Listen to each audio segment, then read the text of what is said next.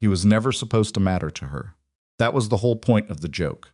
A deaf man walks into a billionaire's world, and everyone in that room expected him to walk back out with nothing but humiliation trailing behind him. They had set up the cameras. They had picked the restaurant. They had arranged every detail of his destruction with the kind of casual cruelty that only people with too much money and too little conscience ever manage. What they didn't plan for was her. What they never once considered was that the woman they'd chosen to weaponize against him would be the same woman who'd burn their entire scheme to the ground and stand beside him while it smoked. If you've ever been underestimated by people who should have known better, this story is for you. Subscribe to our channel and follow this story all the way to the end, because what happens next will stay with you long after the screen goes dark. Hit the like button and drop a comment telling us what city and country you're watching from. I want to see how far this story travels. Now, let's begin. The reservation had been made under a false name. Table for two, 7 o'clock. The kind of restaurant where the menu had no prices listed, because if you needed to ask, you already didn't belong there.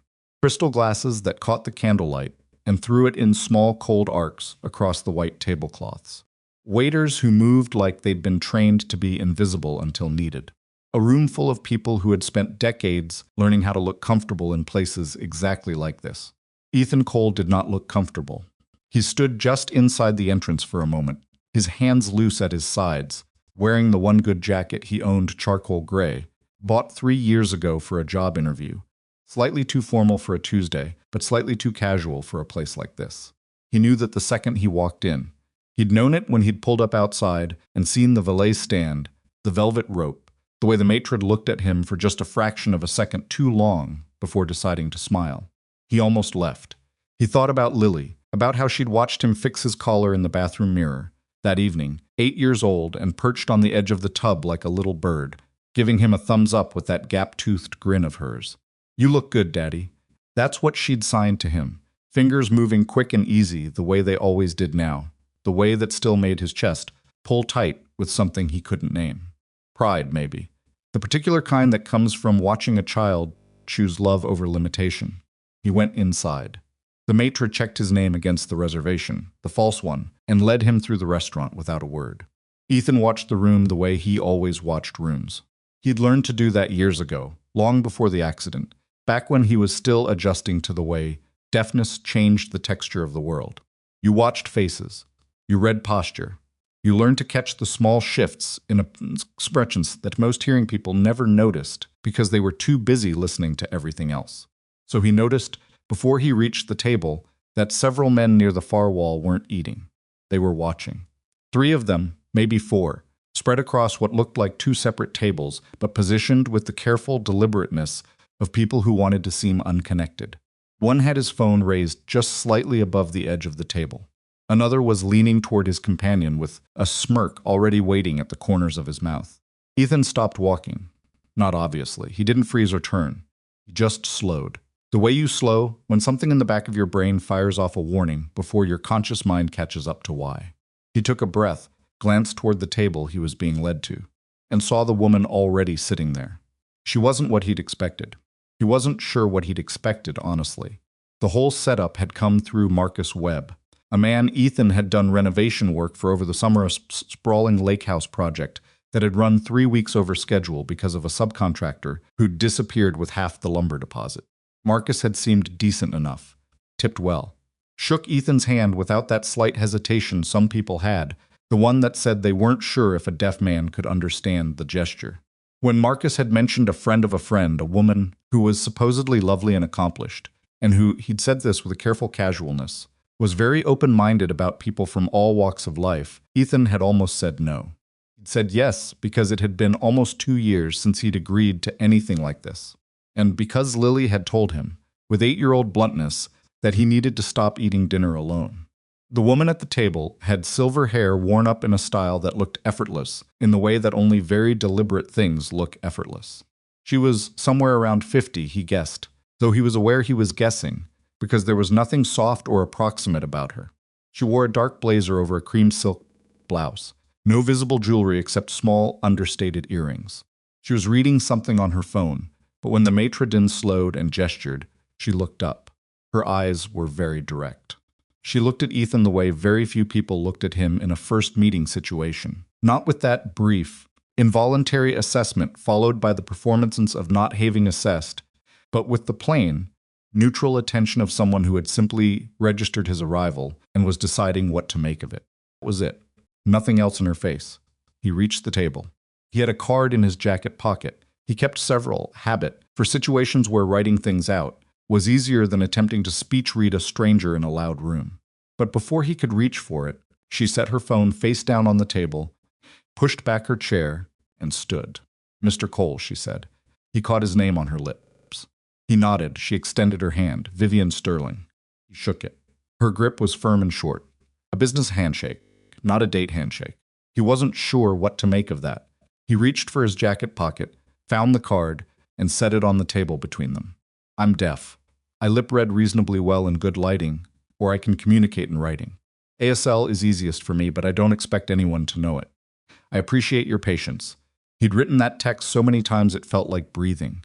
He'd refined it over the years. The early version had been apologetic in a way that embarrassed him now to remember. "I'm sorry, I have to let you know." He wasn't sorry. He just needed to establish the baseline so they could move forward. Vivian read the card. She looked up. "ASL," she said, and something in her face shifted, not to pity, which he braced for and didn't come, but to something closer to deliberate attention. "I don't know it, but I'll face you when I speak, and if I go too fast, you stop me." He nodded again. He sat. The waiter came. Vivian ordered sparkling water. Ethan ordered the same, watching the waiter's mouth enough to catch the basics, filling in the rest from context. The waiter left without looking at Ethan directly, which Ethan noted and filed away and chose not to think about. For a few minutes, neither of them spoke. It wasn't the uncomfortable silence of two strangers with nothing to say. It was something stranger than that. Ethan was watching the room, the men near the far wall, specifically, and the way one of them was now angling his chair slightly to face their table. And he had the creeping, low-grade certainty that the evening was not what he'd been told it was. Vivian broke the silence first. "How long have you known Marcus Webb?" she asked.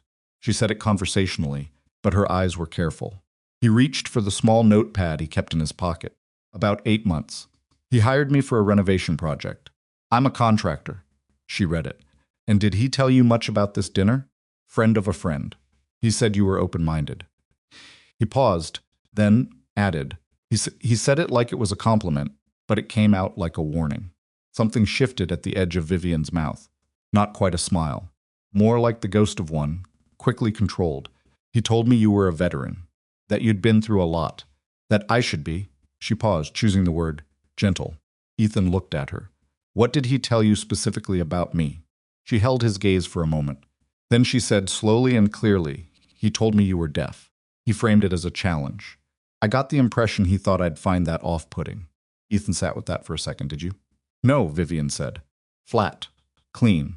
No performance around it." He wrote, "Then why are you still here? You figured out this isn't a normal setup." "I can see it." She looked at him for a long moment. Then she glanced, briefly and barely noticeably, toward the men near the far wall. When she looked back, her expression had settled into something harder. "Because I want to know," she said, "exactly what they think is going to happen." The food came, though neither of them had really looked at the menu. Vivian had ordered for them both. She'd asked first, with a gesture toward the menu and a raised eyebrow, and he'd shrugged in a way that meant go ahead, and she'd ordered without showboating. Salmon for him, based on nothing he could identify. It was good. He didn't mention it. They talked.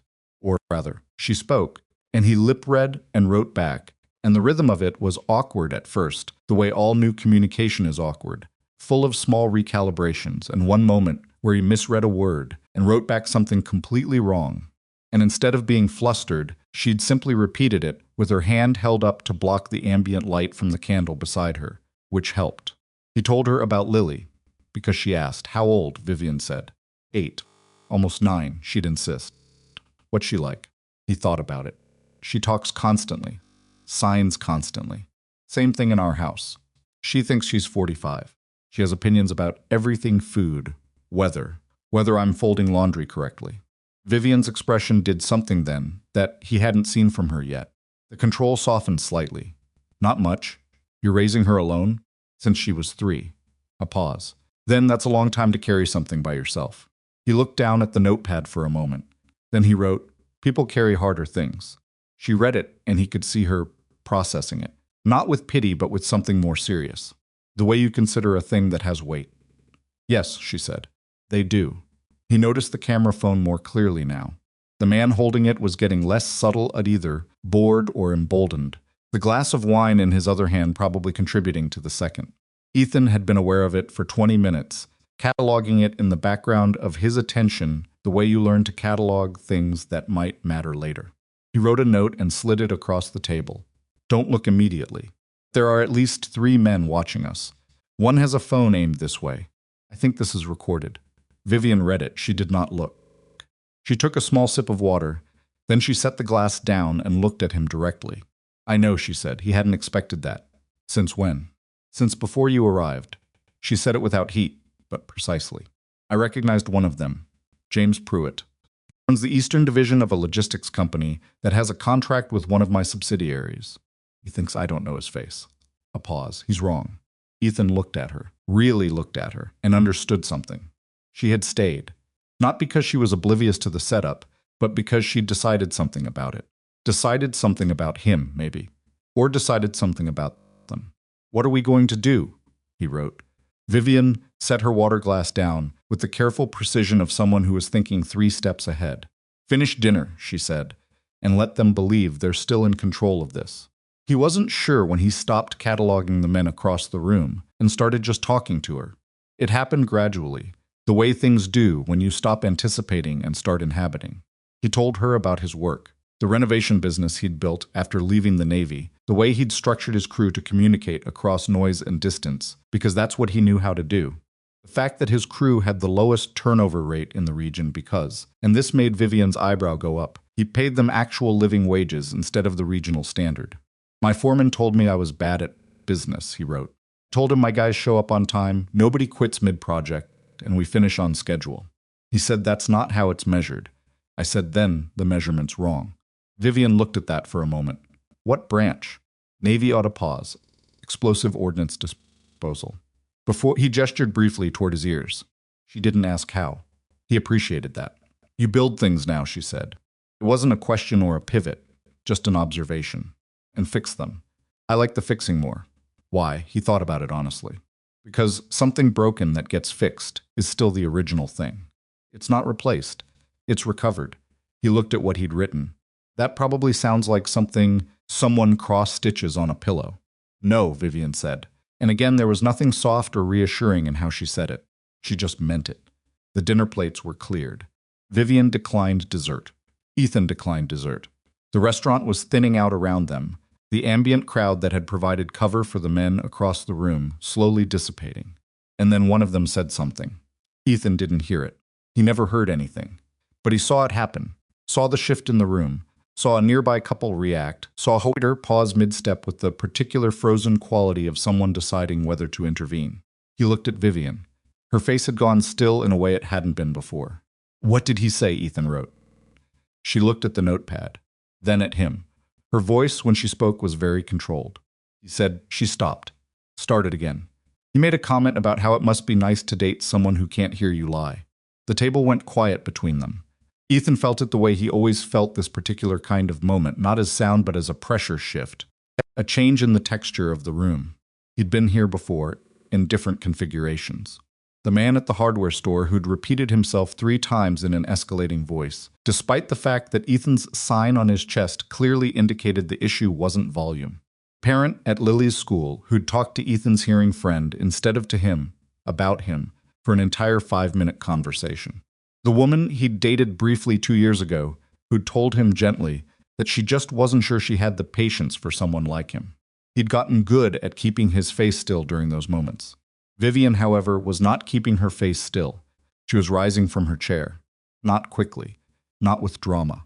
The way someone rises when they have made a decision that is completely final and are not uncertain about a single element of it. Stood at her full height. She was tall, he noticed now in a way the table had obscured, and she turned toward the far wall. "Mr. Pruitt," she said. Her voice carried.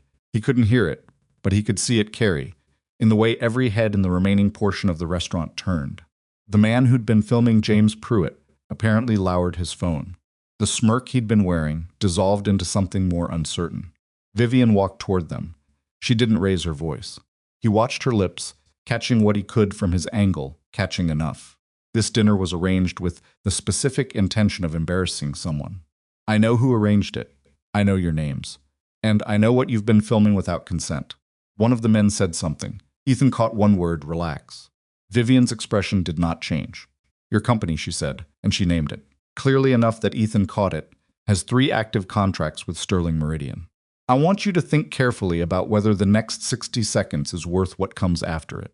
The men were silent. Vivian held that silence for a moment. Then she turned and walked back across the restaurant toward their table. She picked up her jacket from the back of her chair. She looked at Ethan, ready to go, she said. Clearly, just for him. He stood. He put on his jacket. She turned toward the exit and began walking. And then, and this was the part he wouldn't be able to fully explain later, not to his sister, not even to himself, she reached back, without looking, and took his hand. Not the handhold of romance, not the grip of someone performing a moment for a room that was watching them leave. Just the steadying, straightforward contact of someone who had decided that he was worth walking out of a room beside. Like it was the most natural thing in the world. Like there was nothing strange about it at all. The door opened. The night air came in, cool and slightly damp, smelling of the city. Behind them, through the glass, the men who had arranged the evening sat in the wreckage of their own plan. Phones on the table, saying nothing. Ethan Cole walked out into the night beside a woman he had met 90 minutes ago, and for the first time in longer than he could honestly remember, he did not feel like something that needed to be managed or accommodated or quietly tolerated. He felt simply like a man someone had chosen to stand next to. It was a small thing. It didn't feel small. The night air outside the restaurant was colder than Ethan expected. Vivian released his hand the moment they cleared the door. Not abruptly, just naturally, the way you release something once it's served its purpose. She stood on the sidewalk and breathed out slowly, and he watched her shoulders settle in a way that told him she'd been holding more tension in that room than her face had let on. Her car was already pulling up. Black, understated for someone of her apparent means, he'd half expected a limousine, which showed how little he actually knew about her. The driver got out, opened the rear door without being asked, and stood to the side. Vivian looked at Ethan. Can I take you somewhere? She asked. Clearly, deliberately, the way she'd learned to speak to him over the course of dinner, facing him squarely, nothing obscuring her mouth. He shook his head. He'd driven himself. She nodded once. No argument, no pressing. She reached into her jacket and produced a business card plain, cream-colored, just her name and a number, and held it out. He took it. She got into the car. The door closed. Stood on the sidewalk and watched the taillights disappear around the corner, and then he stood there a moment longer because he wasn't entirely sure his legs had fully processed the evening yet. His own truck was in a parking structure 2 blocks east. He walked there with his hands in his jacket pockets, and the card between his fingers, turning it over and over without looking at it, the way you handle something you haven't decided what to do with yet. He sat in the truck for a long time before he started it. The men had names, and by morning, Vivian knew everything about them that mattered. James Pruitt, she already knew, 44 years old, VP of Eastern Operations at a logistics company called Bridgeport Meridian that had been contracted through her organization for 18 months. Unremarkable performance. 2 HR complaints in 3 years that had been quietly resolved. Kind of man who existed in organizations by never being bad enough to fire and never being good enough to promote. Coasting on the goodwill of people above him who found him useful at cocktail parties. The others she had identified from the footage she'd had her assistant pull from the restaurant's external security camera, the one positioned above the entrance that caught faces coming and going. She hadn't told the restaurant she was doing this. She hadn't needed to. Sterling Meridian held a catering partnership with the restaurant group's parent company, and a single call from her office that morning had produced the footage within 20 minutes. She sat at the desk in her home office at 6:45 in the morning with a cup of tea she wasn't drinking and a folder of photographs she was. Richard Harlow, 51. Senior Acquisitions Manager at a commercial real estate firm with overlapping investor interests in 3 of Sterling Meridian's development projects. Married, 2 adult children. A reputation in certain circles for finding ordinary cruelty very funny. Thomas Vane, 48. A man she'd met once at a charity auction 4 years ago, and remembered vaguely as the type who laughed too loudly at other people's discomfort. He didn't have direct business ties to her. He was friends with Harlow, which was apparently sufficient, and Marcus Webb. She studied his photo for a longer time than the others. She knew Marcus Webb's name because Ethan had mentioned it at dinner, the client who'd arranged the evening, the one who'd hired him for the renovation project. Webb wasn't in the restaurant. He'd been the setup, the logistics, the one who'd gotten Ethan through the door. He had business ties to Pruitt through a shared investor group, which explained the connection, and he'd used his relationship with Ethan, a professional relationship, a working relationship built over 8 months, to deliver him into a room where men with cameras were waiting to film his humiliation. Vivian set Webb's photo down on the desk. She picked up her tea. It had gone cold. She drank it anyway. Ethan told his sister about the evening in the only way he ever told his sister anything. In her living room on a Wednesday night, with Lily asleep in the back bedroom and the television on low in the background, signing back and forth across the coffee table while she tracked his hands with the focused attention of someone who'd been reading ASL since she was 12 years old. His sister's name was Carol. She was 3 years older, lived 40 minutes away in a house full of rescue dogs and half-finished renovation projects that she occasionally recruited Ethan to help with, and she had the particular quality of being entirely honest with him while also making him feel completely tolerated. It was a difficult balance. She managed it without effort. He told her about arriving at the restaurant, the men watching, the phone, the way Vivian had read his card without performing patience, and the way she'd said ASL like she was filing it as useful information rather than sighing at it. Carol watched him. Then she signed, "What did she look like?" He gave her a look. "That's what you're focusing on. I'm a complete person with a full range of interests." "What did she look like?" "Silver hair, tall, expensive jacket." "She looked like someone who is used to people doing what she says." Carol considered this. "Did she do what you said?" He thought about it. "No. She did what she'd already decided." A pause. It was different for most people. Different how? He wasn't sure he could sign this precisely. Most people, when they're being careful around me, you can see the carefulness. It's this layer on top of everything they actually want to say. She didn't have that. She just talked to me. Carol looked at him for a moment. She had a specific expression she used when she was deciding whether to say the obvious thing or give him the dignity of reaching it himself. She used the expression now, and then she apparently decided on the obvious thing. "So she treated you like a person." He dropped his hands, looked at the wall, then looked back. "Yeah," he signed. "She did. And the men who set it up?" He told her about Pruitt's comment, about the waiter who'd frozen, about the way Vivian had risen from her chair with the unhurried certainty of someone who had already decided what happened next. Carol's expression shifted when he described this. Not soft. Carol rarely went soft, more like alert. "She defended you publicly." She addressed it. He stopped. Started again. "She wasn't doing it for me specifically. She was doing it because it was wrong." "Ethan." "What?" "Those are the same thing." He didn't answer that. He looked at the television Some Nature documentary, something underwater and quiet, and he let himself sit with it for a minute. Outside the window, the street was dark, and Lily was sleeping in the next room. And he was sitting in his sister's living room thinking about a woman he'd met 3 hours ago, and probably would never speak to again. "She gave me her card." He finally signed. Carol's face did the thing. "Don't," he said. "I know what you're doing." "I'm doing nothing. I'm sitting here. You have a look. I have a neutral face." "You've never had a neutral face in your life." He shook his head. "It doesn't matter. It was a bad situation that could have been worse. She handled it with more class than anyone had reason to expect. That's all it was." Carol watched him. "Okay," she signed. "Okay. Are you going to call her?" He stood up and said he needed to check on Lily.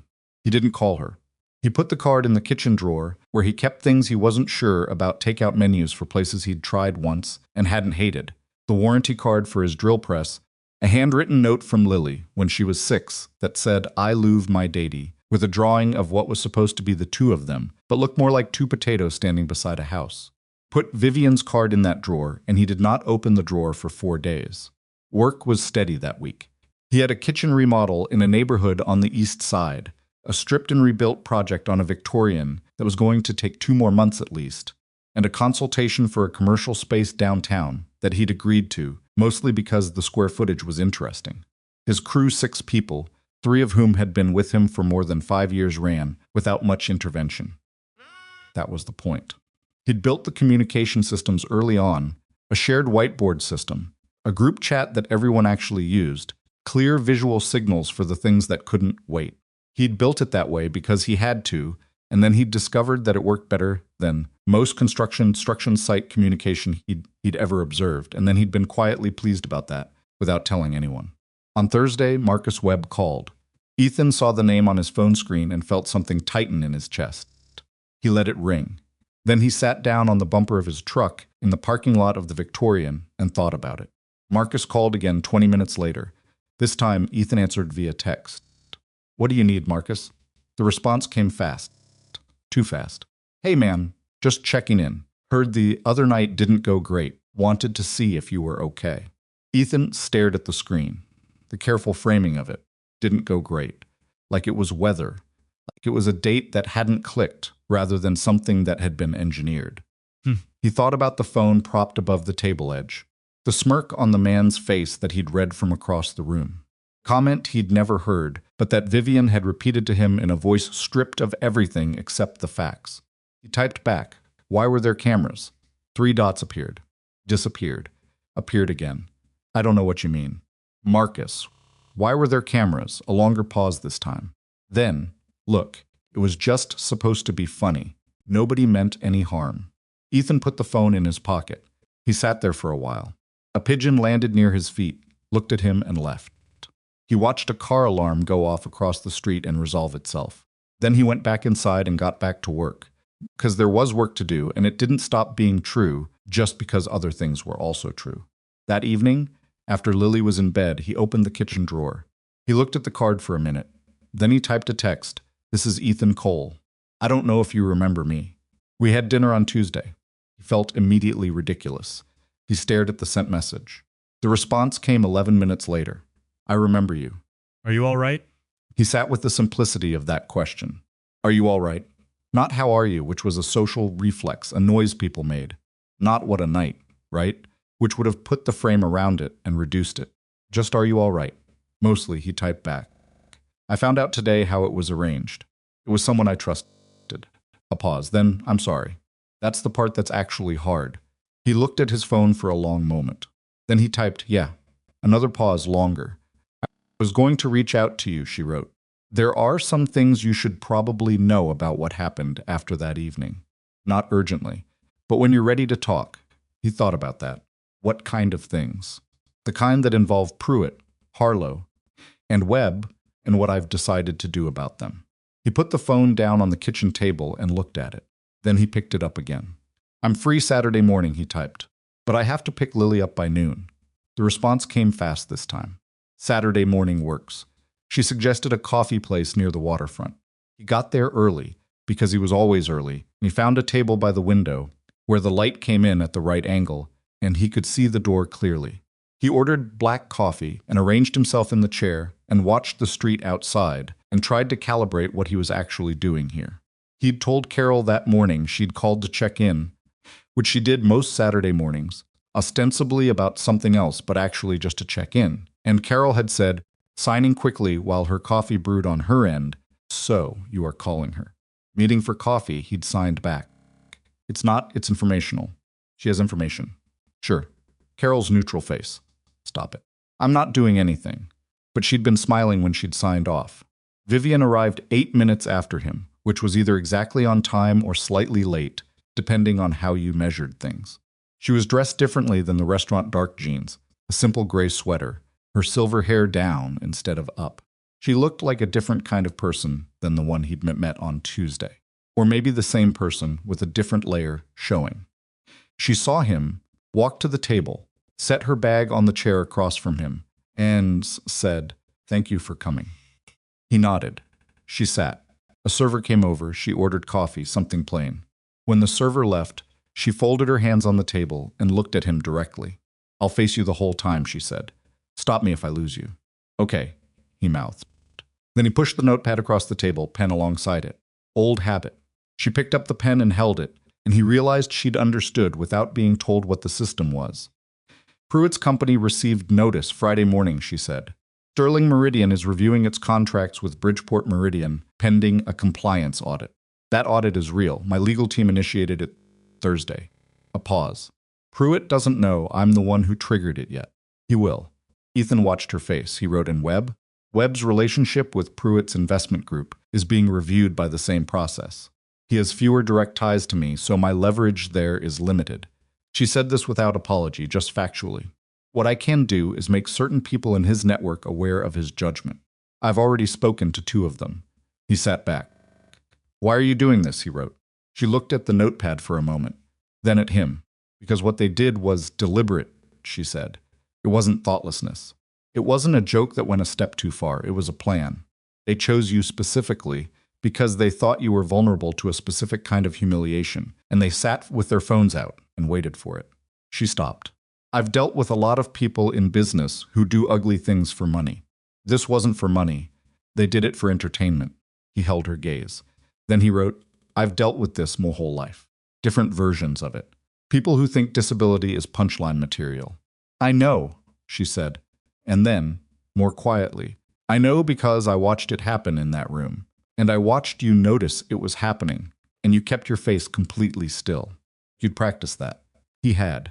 He'd practiced it for 26 years. He didn't write that.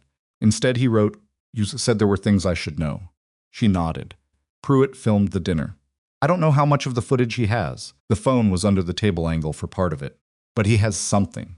She paused. I want you to know that before it appears somewhere you weren't expecting. Process this. You think he'll put it online. I think he's the type who will want to tell the story his way before I tell it mine. She said this with a certainty that came from knowing people like Pruitt for a long time. What he has will look like one thing out of context. In context, it's different. What does it look like out of context? She held his gaze. It looks like a deaf handyman on a date with a billionaire he clearly didn't belong with. Depending on what he cuts and what he keeps, it could be edited to look like either genuine humiliation or like you were chasing something you had no business chasing. He sat with that. Outside, a seagull landed on the railing beyond the window and looked aggressively at nothing. He wrote, Does it bother you? What it could look like. She considered the question seriously. Not the way you're asking, she said. I don't care what Pruitt or anyone else thinks about who I choose to have dinner with. What bothers me is that it affects you, and that you didn't do a single thing to deserve being used as a prop in someone else's entertainment. He looked at the notepad. Then he looked up at her. You're very direct, he wrote. I've been told that's a flaw. By who? People who wanted me to be less direct. A pause. I find it more efficient. He almost smiled. He wasn't sure why he almost smiled. He wrote, Lily says the same thing. She said to me last week that my macaroni is worse than the boxed kind, and I should just buy the boxed kind. She's 8. Vivian's expression did the thing he'd seen once at dinner, the slight softening around the eyes, quickly but not entirely controlled. She sounds honest, brutally. She gets it from her mother. He paused. He hadn't meant to go there. He added, It's a good quality. I'm still working on it. Vivian looked at what he'd written. You seem pretty direct to me, she said. Only on paper. He held up the notepad briefly. It's easier to be honest when you have to write it down. You can't backtrack as easily. She looked at him with something he couldn't fully read. Not pity, not curiosity exactly. Something more considered than either. Do you want to backtrack from anything you've written? She asked. He thought about it honestly. No, he wrote. Not yet. They stayed for an hour and 40 minutes. Not all of it was about Pruitt. Not all of it was serious.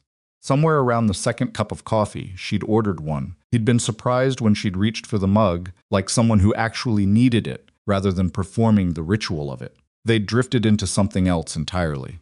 She'd asked about the Victorian project.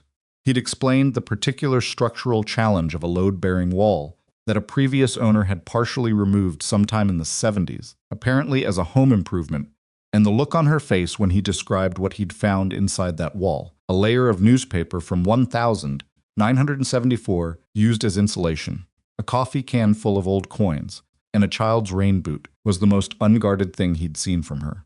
One boot, she said, just the one, not 2. No, just the left one. He paused. We left it. It seemed wrong to throw it away. She looked at him. You left a child's rain boot inside a wall. We put it back and drywalled over it. It's part of the house now. He thought about how to explain this. Old buildings hold things. You don't always pull everything out. Sometimes you just work around what's there. She was quiet for a moment. That's a very specific philosophy, she said. It's just how I work. Then, because something about the way she'd said it made him curious. What's yours? She seemed to consider whether to answer this honestly. He could see the calibration happening. Efficiency, she finally said. I've spent most of my career trying to make things run better. Cleaner. Cut what doesn't work. A pause. It's productive. It's all she stopped. Lonely, he wrote. Not pressing. Just offering the word. She looked at it on the notepad. Sometimes, she said. His phone buzzed. He checked it. A reminder he'd set for 11:15 to start heading for Lily's school. He showed Vivian the screen so she understood. She nodded. Go get your daughter. He gathered his jacket. He reached for his wallet. She shook her head once, and he understood she'd already handled it. He didn't argue because he could tell from her face that the argument would be a waste of both their time, and he did have to get Lily. At the door, he stopped and turned back. She was watching him. Her hands were around her coffee cup. The morning light came through the window at a low angle and caught the gray in her hair and the lines around her eyes that she'd never once tried to hide, and she looked. He didn't have an easy word for it. Present. Like someone who had gotten very good at being in a room without actually being in it, and was, for the moment, actually in it. He held up his phone.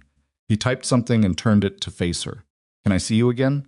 It said, not because of Pruitt, just because I want to. She read it. For a moment, she didn't answer. He watched her face go through something he couldn't fully track. Not calculation, or not only that. Something older and more complicated. Then she said yes. Put the phone in his pocket. He pushed the door open. Cold came in. He walked to his truck, thinking about a boot inside a wall, and a woman who ran companies like surgery and drank coffee like she needed it, and he thought that he had no reasonable explanation for any of what he was doing, which was maybe the first unreasonable thing he'd allowed himself in a very long time. Footage appeared on a Friday. Not the full dinner. Whatever editing Pruitt had done, he'd kept it to 90 seconds. Started with a shot of Ethan arriving at the restaurant table, slightly too wide angle to be flattering, the angle making him look smaller against the room than he'd actually felt. Cut to Vivian writing something on a notepad, and Ethan reading it with an expression that, without context, looked uncertain rather than focused. It ended with Vivian's hand on Ethan's as they walked toward the exit, but the caption framing it, the one Pruitt had written underneath, read, Billionaire Vivian Sterling caught leaving restaurant with mystery man gold digger or gigolo. The question mark did a lot of work in that caption. It had, by the time Ethan saw it on Saturday morning, 4,000 shares. He found out from Carol, who texted him a screenshot at 7 a.m. with a single message beneath it, call me. He called her. She answered on video so he could read her face while she signed. It's not bad yet, she signed, but it's spreading. People in the comments are speculating about who you are. Someone already found your business name. He sat on the edge of his bed and looked at the screenshot. He could see himself in it clearly. He could see Vivian's hand on his. He could see what it looked like without the 90 minutes of context that preceded it. Does Lily know he signed? She's 8. She's not on social media. Carol paused. But her friend's parents are. He set the phone down for a moment, picked it up again. I need to call Vivian. Carol's expression. Yeah. You do. He texted first, Ari, you awake? The footage is up because calling Vivian meant video, and he wasn't ready for video at 7 in the morning with no warning. The response came in under 2 minutes. I know. I've been tracking it since midnight. Are you okay? He looked at that for a second. I'm embarrassed, he typed, which is probably what they wanted. What they wanted was to make you feel like you didn't belong somewhere. Did it work? He thought about the coffee shop window, the boot in the wall, the way she'd said yes with her face doing something he hadn't been able to fully decode. No, he typed. Then they didn't get what they wanted. Everything else is noise. He sat with that. Then he typed, are you really this calm, or are you performing calm? Pause. Then bit of both. Give me an hour. He gave her an hour. He made Lily breakfast. She wanted eggs. She always wanted eggs. She was going through a phase that had lasted approximately 11 months, and he watched her eat and sign simultaneously, telling him about something that had happened in school, involving a misplaced hamster and a situation in the art room that she described with the dramatic investment of someone narrating a natural disaster. And then she signed. Mrs. Patterson said, everyone remain calm, which is what adults say when they are not calm. He signed back. Were you calm? Lily thought about this. I was excited, she signed, but in a calm way. He looked at her gap-toothed, completely earnest, completely herself, and the embarrassment from an hour ago shifted into something else. Not gone, just put in its correct proportion. When his phone buzzed again, it was a link from Vivian. Statement. 2 paragraphs attributed to Sterling Meridian Communications, already published on 3 platforms. He read it twice. It said, without preamble, that Vivian Sterling had attended a private dinner on Tuesday evening as a personal engagement. That footage circulating online had been recorded without the knowledge or consent of either party, and that the individual depicted alongside Ms. Sterling was a private citizen who had not sought public attention in any form. It noted that the unauthorized recording appeared to have originated with an employee of a Sterling Meridian contractor, and that this matter was now under review. Closed with a single sentence. Ms. Sterling does not intend to further address this matter publicly, and asks that the privacy of all individuals involved be respected. She hadn't named him. She hadn't confirmed or denied anything personal. She'd made him a private citizen who'd been filmed without consent, which was what he was. And she'd connected Pruitt to the footage without naming him directly, which was, he sat there understanding what that meant legally, understanding it precisely, and feeling something like awe at the economy of it. He typed, "This is very good." Her response, "I have a good lawyer." And I was furious. You don't seem furious. I'm a very tidy furious. Pause. Ethan, I want you to know that the statement is true. You are a private citizen. I'm not going to turn this into anything unless you want that. If you want me to pull back entirely, I will. He stared at his phone. Lily signed across the table. Who are you texting? A friend, signed back. Lily's eyes narrowed with the forensic precision of a child who was not going to let this go. The silver hair lady? He looked at his daughter. What silver hair lady? Carol told me about the silver hair lady. A pause. I'm not supposed to know, but I do. He was going to have a conversation with Carol. He signed. Yes, the silver hair lady.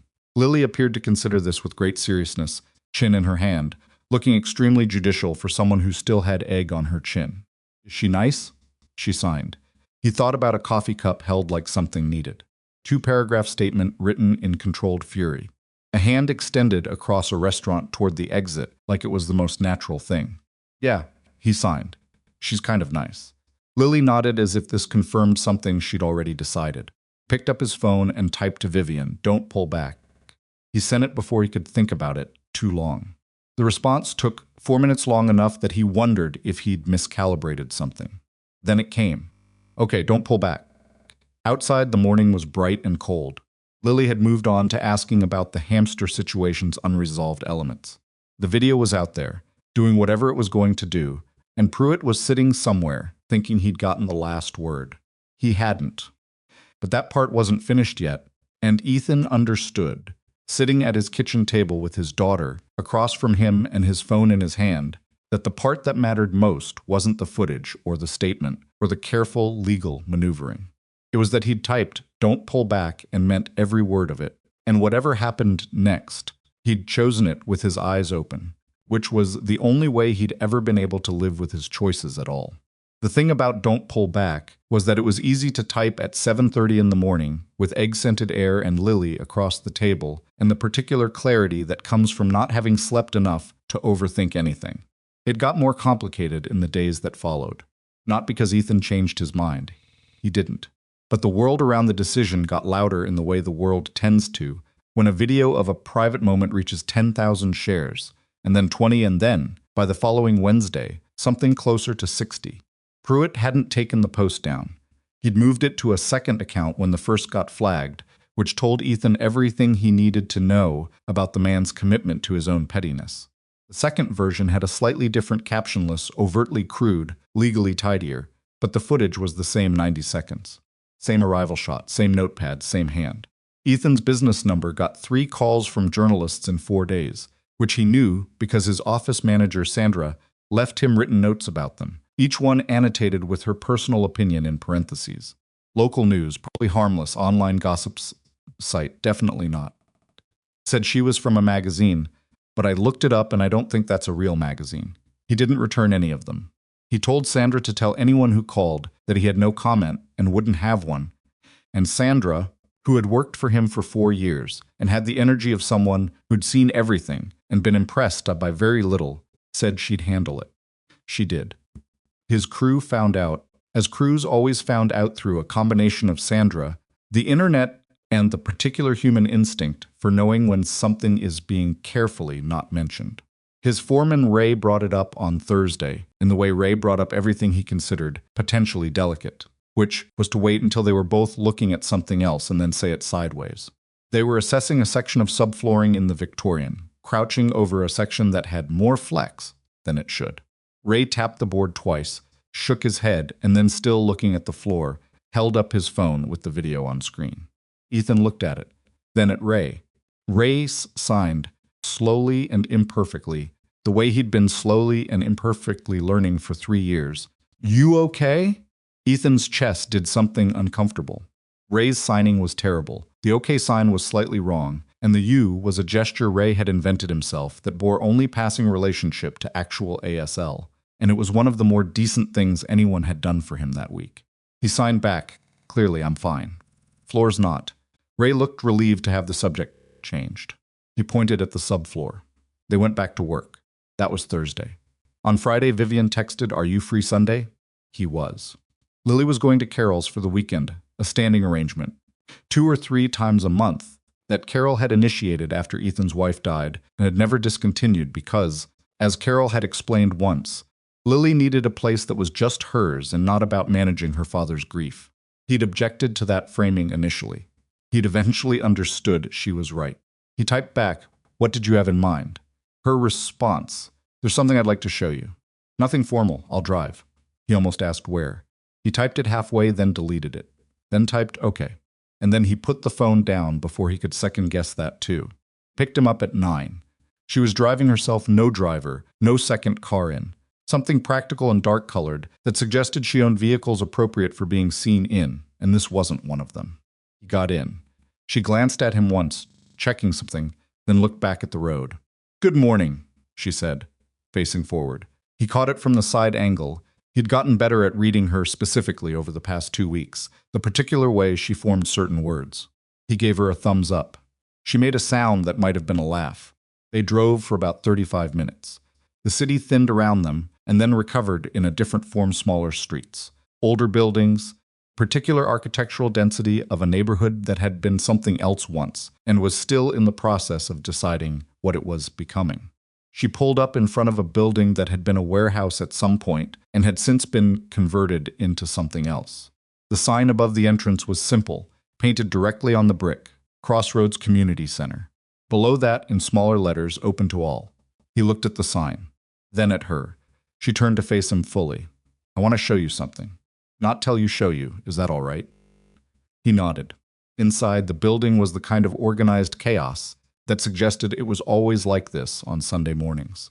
A large central room had been divided by function rather than walls. A cluster of folding tables with art supplies at one end, a circle of chairs near the windows, corner with floor mats where someone was teaching something that looked like basic movement exercises to 3 elderly participants who were doing their level best and finding it funny. The noise of the place, way other people described noise to him, the particular energy of many people occupying a space at once registered for Ethan as a density of movement. People everywhere. Children mostly. Deaf children. He realized it within the first 30 seconds. The signing hands, the visual attention, the way kids looked at each other rather than away, the particular social calibration of people who communicated in a shared language that the wider room mostly didn't. There were hearing people here too, adults who were clearly staff or volunteers, some of whom were signing and some of whom were using interpreter support, and some of whom were doing neither and finding other ways through. He stood just inside the entrance and took the room in. He felt Vivian beside him, not touching, just present. He looked at her. She was watching the room too, but differently than he was. The way you watch something you've watched 100 times, that still does something to you, and you've stopped being embarrassed about the fact that it does. "You fund this," he signed. She didn't sign back. She couldn't, but she'd started carrying a small notepad of her own, which she produced from her jacket pocket. She wrote for 7 years. Anonymously. He read it. Then, why anonymously? She looked at the notepad for a moment before writing. When she did, her handwriting was smaller than usual, which he'd noticed she did when she was being precise about something that mattered. "Because I didn't want it to be about me, and because Daniel would have hated it if it were." He looked up from the notepad. She hadn't mentioned Daniel before. He hadn't asked about her specifically. Their conversations had moved between the practical and the adjacent to personal without quite landing in the fully personal, the way conversations do when both people are being careful. He didn't know who Daniel was, but he knew, from the way she wrote the name, that Daniel was the reason he was here. He wrote on his own notepad, "Who is Daniel?" She read it. She was quiet for a moment. A child ran past them, maybe 7 years old, signing furiously to another child running just ahead of her, both of them laughing at something. Vivian watched them pass. Then she said, "Let me show you the rest of the building first." Tour took 40 minutes. She walked him through the program spaces, the technology room with its updated equipment, the tutoring area, the small library stocked with books in multiple formats, the resource corner where families could access information about educational services and legal rights and assistive technology. She knew the names of the staff. She knew the names of several of the children. A boy of about 10 saw her and signed something that made her laugh. She laughed fully, without the controlled quality her professional face carried, and it changed her face into something he didn't have a word for. She signed back to the boy 2 signs, simple ones she clearly knew by heart. The boy made a face and ran off. Ethan watched this exchange. He touched her arm lightly to get her attention, then wrote, "What did you say to him?" She took the notepad. Wrote, "He said I was late. I told him I was exactly on time and he was wrong." A pause, then she added, "He was right. I'm usually here by 8:30. He looked at her handwriting on the notepad. She had a standing schedule here. She came every week, and nobody outside this building apparently knew it. They ended up in a small room off the back corridor, an office of sorts, though it was currently being used for storage. Boxes along one wall, a table, and 2 chairs in the center that had clearly been rescued from somewhere else. She sat down. He sat across from her. She put the notepad between them and picked up the pen. "My brother Daniel," she wrote. "He was 11 years younger than me. He was born deaf." She paused, then continued. "Our parents died when I was 23 and he was 12. I became his guardian." Ethan read this. He didn't write anything back. He waited. She continued, "I didn't know what I was doing. I had a business I was building, and a brother who needed things I didn't understand, and a world that kept telling me that his deafness was a problem to be managed rather than just a way of being. I made a lot of mistakes. I pushed therapies he didn't want. I worried about the wrong things. I thought I was helping him fit into a world that was mostly designed for people who weren't him." She stopped writing. She looked at what she'd written for a moment. "Then he sat me down when he was 16. He was patient with me, more patient than I deserved. He signed to me for almost an hour, and I had to keep asking him to slow down because my listening was still bad, and he slowed down every time without making me feel like an idiot for asking, which was something I had not managed to do for him for 4 years. He told me that he didn't need me to fix anything. He needed me to understand that there was nothing broken." Ethan sat very still. She wrote, "I have a very good memory. I can recall the specific signs he used, even now." Pause. "It took me longer than it should have to actually hear him. But I got there." He wrote, "How long did you have with him?" She read it. She set the pen down and picked it up again. "He died at 31, 7 years ago. Heart condition that we knew about and thought was managed." The handwriting was completely level. It was very fast. He was fine, and then he wasn't. He read this and felt it the way you feel certain things. Not with a specific emotion, but with a kind of bodily weight, the recognition of a loss that was complete and couldn't be re-navigated. He wrote, "I'm sorry." She read it. She didn't write back immediately. Outside the small room, the sounds of the center moved around them. Movement, energy, the physical impression of a building full of people going about the business of the day. She looked at the wall above his head for a moment, which wasn't quite looking at nothing, because her eyes were focused, just focused elsewhere. Then she wrote, "After he died, I had nothing to do with all of it. The things I'd learned, the way I'd changed. He was gone and I had a company and I had money and I had..." She stopped. "Started again. I found this place. It was struggling. Put money into it. Anonymously, because Daniel had a very specific opinion about people who made their philanthropy about themselves." Pause. "Also because I wasn't ready for anyone to ask me about it." He wrote, "Are you ready now?" She looked at the question. "I don't know," she wrote. "I brought you here. That's something." He sat with that. Then he wrote, "Why me?" She put the pen down. She looked at him directly, the way she'd looked at him in the restaurant, in the coffee shop, the way she looked at things she was deciding the truth of. Because you walked into that restaurant knowing something was wrong, she said, slowly and clearly, and you stayed anyway. And you kept your face completely still while someone made a joke at your expense, because you'd done it 100 times before, and you knew how to carry it. And that, she stopped. That looked exactly like something I spent 4 years watching Daniel learn how to do. And I didn't like that you'd had to learn it either. He looked at her. He wrote, "It's not the same. Daniel had you. He stopped. He tried again. I've had good people. But mostly I've had myself." She read this. For a long moment she was quiet. Then she wrote, "That's what I mean." And she underlined it once, in the clean, deliberate way of someone who means exactly what they've written, and not one syllable more. They went back out into the main room. Vivian was intercepted almost immediately by a staff member named Gloria, a woman, in her 50s with an efficient manner and a clear familiarity with Vivian that suggested years of working alongside someone you'd stopped being formal with. They spoke quickly, standing near the entrance to the technology room. Ethan moved into the room itself and looked around. There were 4 kids in there at the moment, 2 teenagers at computer stations doing something that looked like coding or gaming. He couldn't tell from the angle. A girl of about 9 at a tablet, working with headphones on that were connected to nothing, just worn. And a boy of about Lily's age sitting at a desk in the corner, alone, with a piece of paper in front of him, and a very specific quality of stillness that Ethan recognized before he consciously identified why. The stillness of a kid who had learned to take up the right amount of space and not more. He walked over slowly, not rushing, giving the kid a chance to register his approach before he got there. The boy looked up. His eyes moved to Ethan's hands, the habitual check. Ethan raised a hand, palm out, and signed, "Hey." The boy blinked. Then he signed back, small and careful, "Hi." Ethan pulled a chair out from a nearby desk and sat sideways on it, not hovering. He nodded at the paper. "What are you working on?" The boy looked at it. "School project." "It's dumb." "What subject?" "History. I have to write about someone important." A pause. "I don't know who to pick." Ethan thought about it. "What do you think makes someone important?" The boy considered this with the serious deliberateness of someone who'd been asked a real question and knew it. "I don't know. Famous, my teacher says famous people." Lots of famous people weren't important, Ethan signed. And lots of important people weren't famous. He looked at the blank paper. "What's something you care about?" The boy looked at him for a long moment, assessing whether this was a real question or a teacher question. He apparently decided being able to do things the same way everyone else does, like just normal things, without people making a big deal. Ethan looked at his hands for a second. "Have you heard of Alice Cogswell?" He signed. The boy shook his head. She was 12 years old in 1817, and she couldn't hear.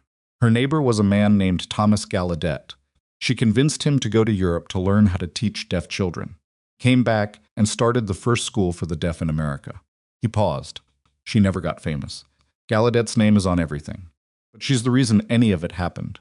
The boy looked at him, then at his paper, then back at Ethan. She was 12, about your age, Ethan signed. And she changed things just by needing something and being honest about it. The boy picked up his pencil. He wrote something at the top of the paper, small and tentative. Then he looked up. "Are you deaf?" He signed. "Yes." "What do you do?" "I build things. Fix them." The boy seemed to find this satisfying in a way he didn't explain. He went back to his paper. Ethan sat with him for a few minutes longer without signing anything else, which was its own kind of communication, just being there, not requiring anything from the moment. Then he heard, not heard, felt a presence behind him and turned. Vivian was standing in the doorway. She'd been watching. She didn't pretend she hadn't been. When he stood up, she moved back into the corridor, and he followed, and they walked back toward the main entrance without talking. Outside, the morning had shifted, the flat gray of early Sunday giving way to something slightly warmer, though still cold enough that his jacket felt necessary. They stood by her car. She had the keys in her hand but wasn't moving toward the door yet. He got out his notepad. His name he wrote, meaning the boy. "Marcus," she wrote back, and then seemed to hear what she'd written, because her expression did something complicated. "Different Marcus. He started 2 months ago. His parents are still figuring out the system. He's getting it," Ethan wrote. "He just needs time." She looked at the notepad, then at him. "You're good at that," she wrote. "At what?" "Knowing what someone needs without making a project out of them." Paused. Then wrote, "Smaller, I wasn't always good at that." He looked at what she'd written. He wrote, "You're good at it now. I watched you with Gloria, with the boy who said you were late. I learned from someone," she wrote. He knew she meant Daniel. He didn't write anything back for a moment. Then he wrote, "Can I ask you something direct? You can ask me anything. When was the last time you let someone?" He stopped. He wrote it out carefully. "When was the last time you let someone know you before they knew what you were worth?" She read it. She was quiet for a long time. A car passed. A dog somewhere nearby started barking and then stopped. The morning sat around them, cold and still. "I'm not sure," she wrote finally. "Maybe not since Daniel." He nodded slowly. She wrote, "Is that what you're asking about? Whether I'm capable of it?" "No," he wrote. "I'm asking because I think you might have started." She looked at him. Something moved through her face, not quite surprise, because she was not easily surprised, but something in that neighborhood. Something unguarded in a way she hadn't fully intended. She looked down at the notepad. "That might be the most direct thing anyone said to me in years," she wrote. "You said you find it efficient." "I did say that," a pause. Then, slowly, "You're right. I think I might have started." "Put the cap on the pen." "It's not comfortable," he wrote. "No. But a lot of things that matter aren't." She looked at that for a moment. Then she said out loud, clearly, the morning air carrying it between them, "Are you speaking from experience?" He almost wrote back.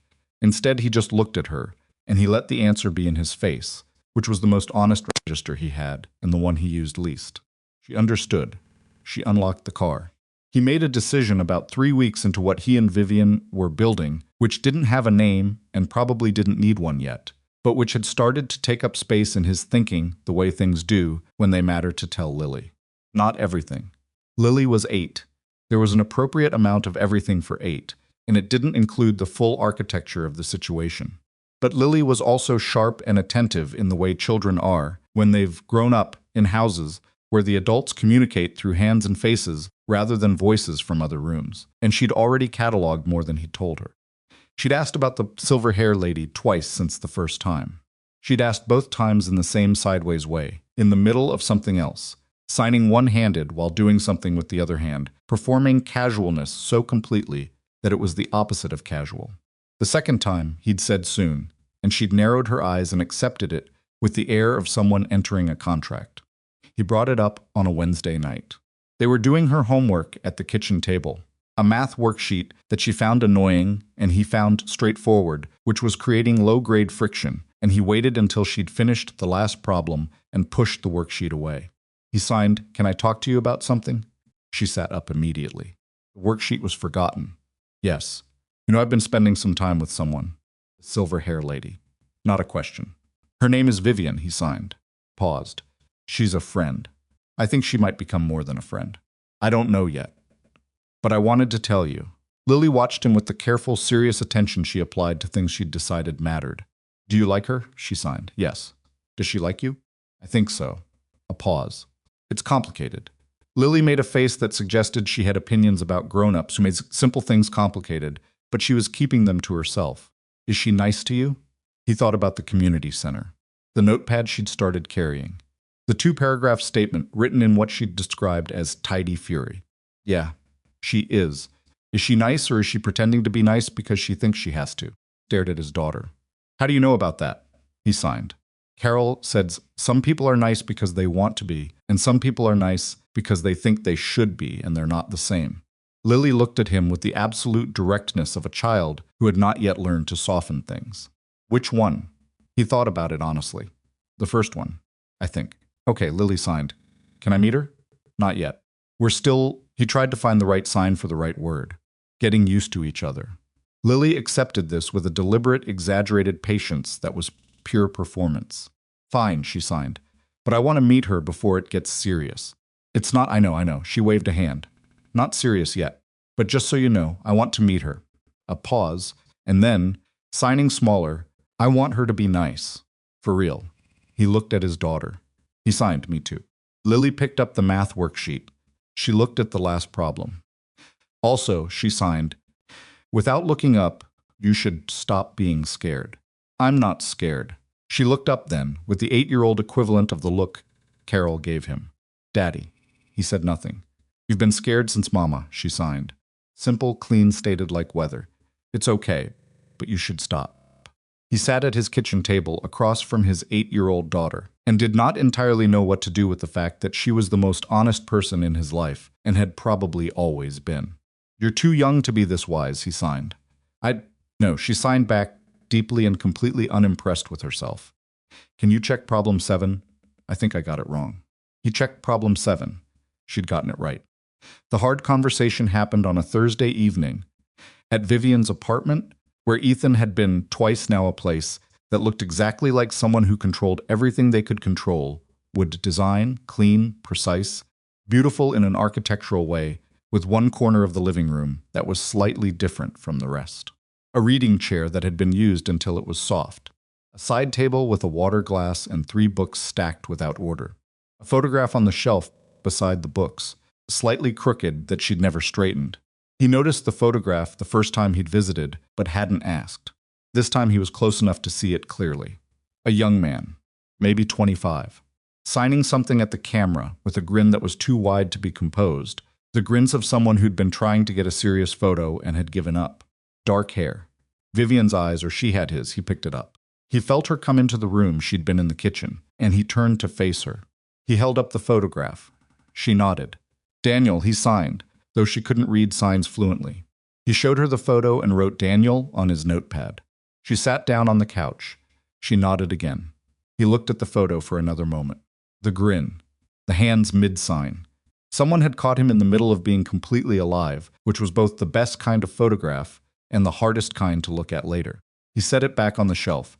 He sat in the chair across from her. He wrote, Can I ask what he was signing? She looked at the photograph. She wrote, He was telling me to stop being so serious. I told him to sit still for 2 seconds, and he'd said he'd sit still when I learned to relax. Pause. I took the photo mid-argument. It's the best one I have of it. He looked at the photo again, then back at her. He sounds like he was difficult, Ethan wrote. She read it. Something crossed her face that he'd only seen in pieces before, the unmanaged version of her, the one that existed underneath the controlled public surface. She wrote, He was wonderful. He was also relentless and infuriating, and he always thought he was right. Another pause. He usually was. Did he know you funded the center? No. I started after he died. She put the pen down, picked it up. I think he would have told me to do it differently. More personal, less organizational. She looked at what she'd written. He would have been right. Ethan looked at her across the coffee table. The apartment was quiet in the way that places are quiet when 2 people are in them and not talking. He wrote, Can I tell you something? Yes. I didn't come to the center and then decide to trust you. I already trusted you after the restaurant, after the coffee shop. After Don't Pull Back. He paused. But the center is, he thought about the boy with the blank paper. Part of you that isn't about what you've built, or what you've protected, or what you've turned your grief into. Just you, knowing that something mattered and doing it anyway, without anyone watching. She read this slowly. Then she wrote, and her handwriting was not level this time. Not the controlled precision of someone managing what they communicate. I've spent 7 years being very good at things that don't require anyone to know me. Pause. This is terrifying. He read it. He wrote back. Yeah, it is. She looked up at him. He wrote, I've been terrified since the restaurant. I just decided the terrified wasn't a good enough reason to stop. She held his gaze for a long moment, the direct, unperforming look she gave things she was deciding the truth of. And then something shifted in her face. Not to softness exactly. Vivian didn't go soft. It wasn't in the structure of her, but to something open. Something that had decided to stop maintaining the distance. She wrote one more thing on the notepad and pushed it across the table. I'm glad he picked the wrong woman. He looked at what she'd written. He looked at her. Outside the window, the city moved in its ordinary way, the light changing. Traffic somewhere below, the afternoon settling into early evening without ceremony.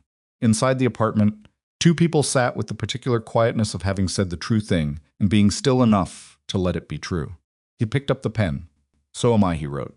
He pushed the notepad back. She read it. She didn't say anything else. She didn't need to. 3 months had passed since the restaurant. It didn't feel like 3 months. Felt like something that had started in one season and was now in another, which was true, but the time had a different quality than ordinary time, denser in some stretches, thinner in others. the way significant things compress and expand around themselves. The city had gone from the cold edge of early winter into something that still required a jacket, but no longer required the resignation that went with real cold. Ethan noticed weather the way he noticed most things, visually, through what it did to the surfaces of the world, rather than what it sounded like arriving. Things between him and Vivian had not followed a clean trajectory. That was probably the most honest way to say it. They had moved toward each other and then plateaued, not from lack of feeling, but from the particular caution of two people who had been bruised in specific ways and had learned to read the terrain carefully before crossing it. They had dinner twice more real dinners, not events, at places that had no meaning to anyone else. She had come to the Crossroads Center on 2 more Sundays, and on the second one, she'd been there when Ethan was working with the boy named Marcus on his history project, now expanded to a full presentation, and she'd watched from the doorway with an expression that she didn't know he'd seen. He'd seen it. They texted most days. The rhythm of it was uneven in the way real communication is uneven. Sometimes 3 exchanges in an hour, sometimes nothing for 2 days because one of them was in something that required full attention, and neither of them performed concern about the gaps. That was new for Ethan. Most of the people who'd tried to get close to him had managed the gaps badly, either with silence that became pointed or with checking in that became noise. Vivian was simply there when she was there, and when she wasn't, and the absence didn't carry accusation either way. He'd learned things about her the way you learn things about people when the learning is lateral information that arrives alongside something else rather than being offered directly. She drank black coffee before noon and resented tea after a difficult meeting because someone had offered it to her once during a board dispute, and the association had stuck. She read physical books, always had 3 going at once, and had a habit of leaving them face down, which she knew was bad for the spines and did anyway. She had opinions about architecture that were detailed and specific in a way that suggested they'd been formed by holding at years of actually looking at buildings rather than reading about them. She hated rescheduling. She was better at receiving bad news than good, which she'd acknowledged once with a sort of resigned accuracy. I've had more practice with one than the other. And she was, underneath the precision and the controlled fury and the tidy management of everything within reach, lonely in a way she'd mostly stopped noticing, because she'd had it long enough that it had become the baseline rather than the exception. He recognized that. He had his own version of it. Lily still hadn't met her. Ethan kept finding reasons to wait, not dishonest reasons, just real ones. Lily's schedule, a project that ran long. The particular difficulty of introducing 2 people who mattered to him in different and unequal ways, and not wanting the introduction to carry more weight than either of them could hold yet. Carol had pointed out, with her usual sideways honesty, that he was also protecting himself, and that this was fine as long as he knew he was doing it. He'd said he knew. She'd looked at him. He'd added that he mostly knew. The world has its own timing, and it doesn't always consult the people inside the events. The video appeared on a Thursday. Not Pruitt's 90-second clip that had largely run its course, displaced by the speed of the internet's attention moving on to the next thing. This was new. Different footage, longer, higher quality, and the framing was completely different from the first one. It was 2 minutes and 40 seconds. Started with Ethan and Vivian leaving her apartment building together on a Wednesday evening 3 weeks earlier. A Wednesday Ethan could place precisely because he'd taken her to a small Paul's restaurant near his neighborhood that he'd recommended. Mostly because the owner had done a renovation with him years ago and gave him a table in the back where the light was good for lip reading. The footage caught them outside the building. It caught them at the restaurant's entrance. It cut to inside somebody had filmed through the window from the street, a tight long lens shot that made it look closer than it was, and then it ended with them at the corner outside, where Vivian had waited while he called a car, and where she'd reached up and briefly touched his face before he'd gotten in. He hadn't known anyone was filming. He'd been completely unaware. Looking at the footage, watching himself in it, he couldn't find the moment where he should have noticed. The angles were too indirect, the lenses too long. Whoever had done it was not an amateur. The caption on this one was different from Pruitt's sloppy smirk. This one had been edited, carefully. There was text overlaid at the beginning, billionaire Vivian Sterling's new relationship. Is he after her fortune? And then, midway through, cut to a brief clip that Ethan hadn't seen before and couldn't place him, arriving somewhere in work clothes, carrying equipment, looking like exactly what he was. Alongside it, text, while Sterling runs a multi-billion-dollar empire, sources say her companion earns a contractor's wage and has a history of financial difficulties. The financial difficulties line was false. He had no financial difficulties. He had a solid business, no debt beyond the normal operating kind, a mortgage he was current on, savings modest by most measurements but real. It was a fabrication, and a specific one, the kind that required someone who had looked into his background and constructed a narrative around what they found, or didn't find, and filled the gaps with inference dressed up as sources.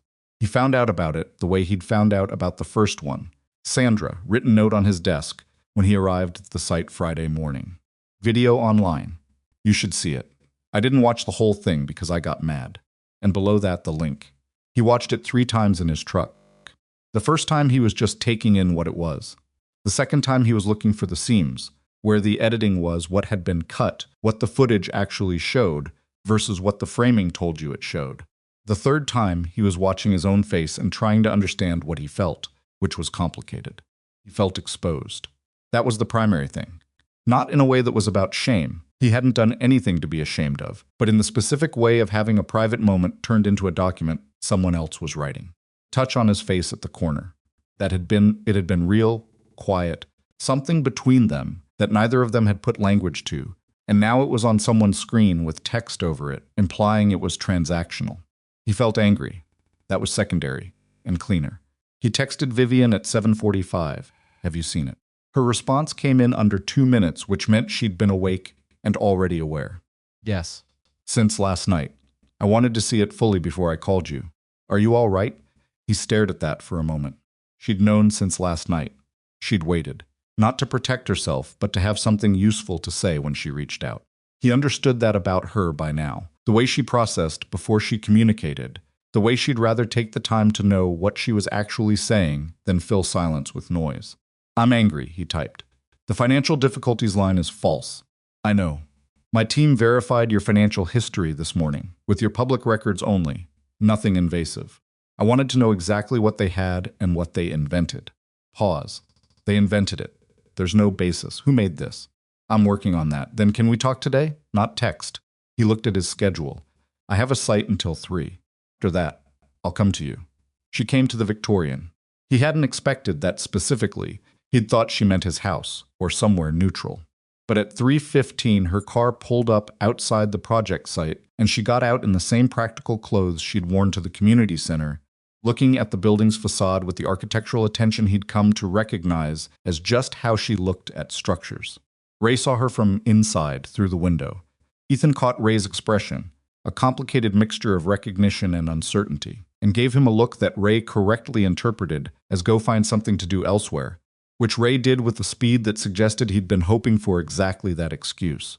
Ethan met Vivian on the sidewalk. She looked at him first, the checking look. The are you all right look she'd refined into something that didn't feel like being assessed. Then she looked at the building. This is the Victorian? She said. He described it to her. He nodded, he gestured, want to see it? She looked surprised for a second genuinely, which was still something he found worth noticing. Then she nodded. He took her through the ground floor, which was in the midpoint state of renovation, some walls stripped, some replastered, the new electrical only partially integrated, the floors cleaned but not yet finished. She walked through it the way she'd walked through the community center, with real attention, looking at what was actually there, rather than at a general impression of it. At the hallway where the load-bearing wall issue had been, he stopped and wrote on his notepad, "This is where the 1,974 newspaper was, and the coffee can." She looked at the wall, then at him. She wrote, "And the boot, behind there." He pointed. She looked at the wall for a moment. "You really did put it back," she said. Seemed right. She looked at him with the sideways quality she got sometimes, the one that wasn't quite a smile but was in the vicinity. Then she turned back to the hall, and they walked toward the back of the house, where a pair of folding chairs had been set up near a window for exactly the kind of break he was taking now. He sat. He produced the notepad. She produced her pen. Between them, the house held its particular mid-renovation quiet building in the process of becoming what it was going to be, not yet finished, not quite what it was before. She wrote, "The video was made by someone with professional resources. The long lens footage, the editing quality, the planted financial narrative. Pruitt doesn't have those capabilities. He wrote Harlow? Harlow has them. He also has the most to lose from the compliance review I initiated. Pruitt was careless because he thought it was harmless entertainment. Harlow is doing this because he's genuinely frightened of what the review will find. Paused. And because he's the type who escalates when he's cornered. What will it find? Enough, she wrote. Clean and flat. The review has been underway for 6 weeks. My legal team has been thorough. Pause then. The financial irregularities in Harlow's company's contract with Sterling Meridian are significant. Not criminal probably, but significant enough that unwinding the contract is fully justified and will cost him considerably. He wrote, so he's trying to damage you before you can move. He's trying to damage you, she wrote, to get to me. She set the pen down briefly, then picked it up. The false financial difficulties narrative is designed to make you look like a liability I'll eventually distance myself from. If it spreads far enough and looks credible enough, it gives me an easy out. The assumption is that I'll protect my reputation by stepping back. He sat with this. He wrote, will you? She looked at the question. He watched her face go through something. Not offense, which would have been the easy response, but something more honest and more complicated. Picked up the pen. A month ago I might have told you that I don't let other people make decisions for me. She paused. That would have been true, but not the full truth. Another pause. The full truth is that I've been managing my exposure for 20 years. Keeping certain things at a distance that was safe. It worked. She underlined the last 2 words and then wrote beneath them. It was also how I ended up alone. He read this. She wrote, so no, I'm not stepping back. And then, with the pen still moving, but I need you to know that staying is going to make noise. More of it. Before it gets quieter. He looked at the wall where the boot was. He looked at the morning light coming through the unfinished window frame.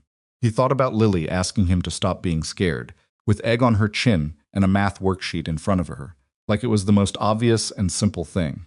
He wrote, I'm not asking you to protect me. I know, she wrote back immediately. That's why I'm staying. The noise got louder before it got quieter. That was the accurate way to describe the next 3 weeks. And Ethan had known it was coming. Vivian had told him directly. And he'd believed her, and believing her hadn't made the noise less loud when it arrived.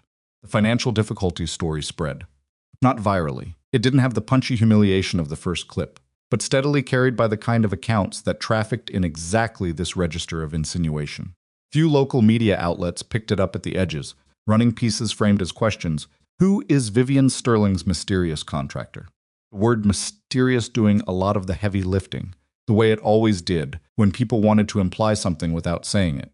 A business blog ran a short item on the Sterling Meridian compliance review, alongside a photo of Ethan that someone had pulled from the website of the renovation company, his professional headshot looking oddly confrontational against the blog's aesthetic. Sandra left a note that said, the blog thing is dumb. Your headshot looks fine. He appreciated Sandra. His crew was collectively taking the situation personally in a way he hadn't anticipated and didn't know what to do with. Ray had developed a monitoring habit. He had Google Alerts set up. He admitted somewhat defiantly when Ethan found out, for both Ethan's name and Vivian's name, and he'd been briefing the rest of the crew on developments with the seriousness of someone tracking a military operation. Another crew member, a carpenter named Josh, who was 27, and had the energy of a very organized golden retriever, had apparently written a comment thread response to the blog post that was 14 paragraphs long, and cited Ethan's crew retention rate and project completion record with supporting data. He'd shown it to Ethan proudly. It had 47 upvotes. That's insane, Ethan had signed. But good insane or bad insane? Josh had asked, speaking and signing simultaneously in the imperfect hybrid way he'd developed. Ethan had said good insane and meant it mostly. The harder thing was Lily. Not because Lily knew about the video, she didn't, and he'd kept it that way deliberately. But Lily's school existed in the same world as everything else, and the parents of Lily's classmates existed in it too. And one Wednesday, Lily came home from school with the specific silent quality that meant she'd experienced something she was deciding how to handle. He waited. Over dinner eggs, still the eggs. He watched her eat and not quite sign, which was her version of silence. Then he signed, do you want to tell me? She put her fork down. A girl in my class said her mom said you're dating a rich lady for her money. He sat with that. What did you say? He signed. I said her mom was wrong. Lily looked at her plate. And then I said her mom should mind her own beeswax. Pause. My teacher heard the last part. Lily. I know. She picked up her fork, but she was wrong. He signed. She was wrong. But minding other people's beeswax isn't always the right response. Lily looked at him with 8-year-old skepticism. Sometimes it is. He thought about the 14-paragraph comment. He thought about Ray's Google alerts. He thought about the fact that the people in his life had formed an informal and entirely unofficial defensive perimeter around him that he hadn't asked for and couldn't quite object to. Sometimes he agreed. Lily ate 3 more bites. Then she signed, not looking at him. Is she good, Daddy? Really? Yeah, he signed. She is. Then it doesn't matter what anyone says. He looked at his daughter, at her certainty, her clean-edged child logic that arrived at the right place through a different route than adults took. He signed, You're going to meet her soon. Lily looked up. Yeah? Yeah. She went back to her eggs with the focused energy of someone who had received satisfactory information and was now moving on. Okay, she signed. But I want to meet her before the gala. He stopped. What gala? Lily looked up with the expression of someone who has said something they didn't mean to say and is now calculating the damage. Carol mentioned it. She signed, very carefully. He was going to have another conversation with Carol. The Sterling Foundation Gala was an annual event. Vivian had mentioned it once briefly as something that existed on her calendar the way dental appointments existed on other people's calendars. Necessary, somewhat dreaded, managed. It raised money for causes the Sterling Foundation supported, which had historically been a broad portfolio of educational and healthcare initiatives, and it was attended by the kind of people who attended these things: business leaders, civic figures, journalists who covered the intersection of philanthropy and wealth, and a supporting cast of people who wanted to be in a room with the previous 3 categories. Vivian had told him about it 3 weeks out. They'd been at her apartment, the reading chair, him across from her in the chair he'd started to think of as his, because it was always the one available when he arrived. And she'd written, The gala is November 14th. I'm going to do something at it. I wanted you to know in advance. He'd written back, What kind of something? She'd held the pen for a moment, kind that makes noise of a different sort. A pause. I'm announcing the Daniel Sterling Foundation. He'd looked at her. Programs at Crossroads. She'd written, The ones I've been funding. I want to formalize them, expand them.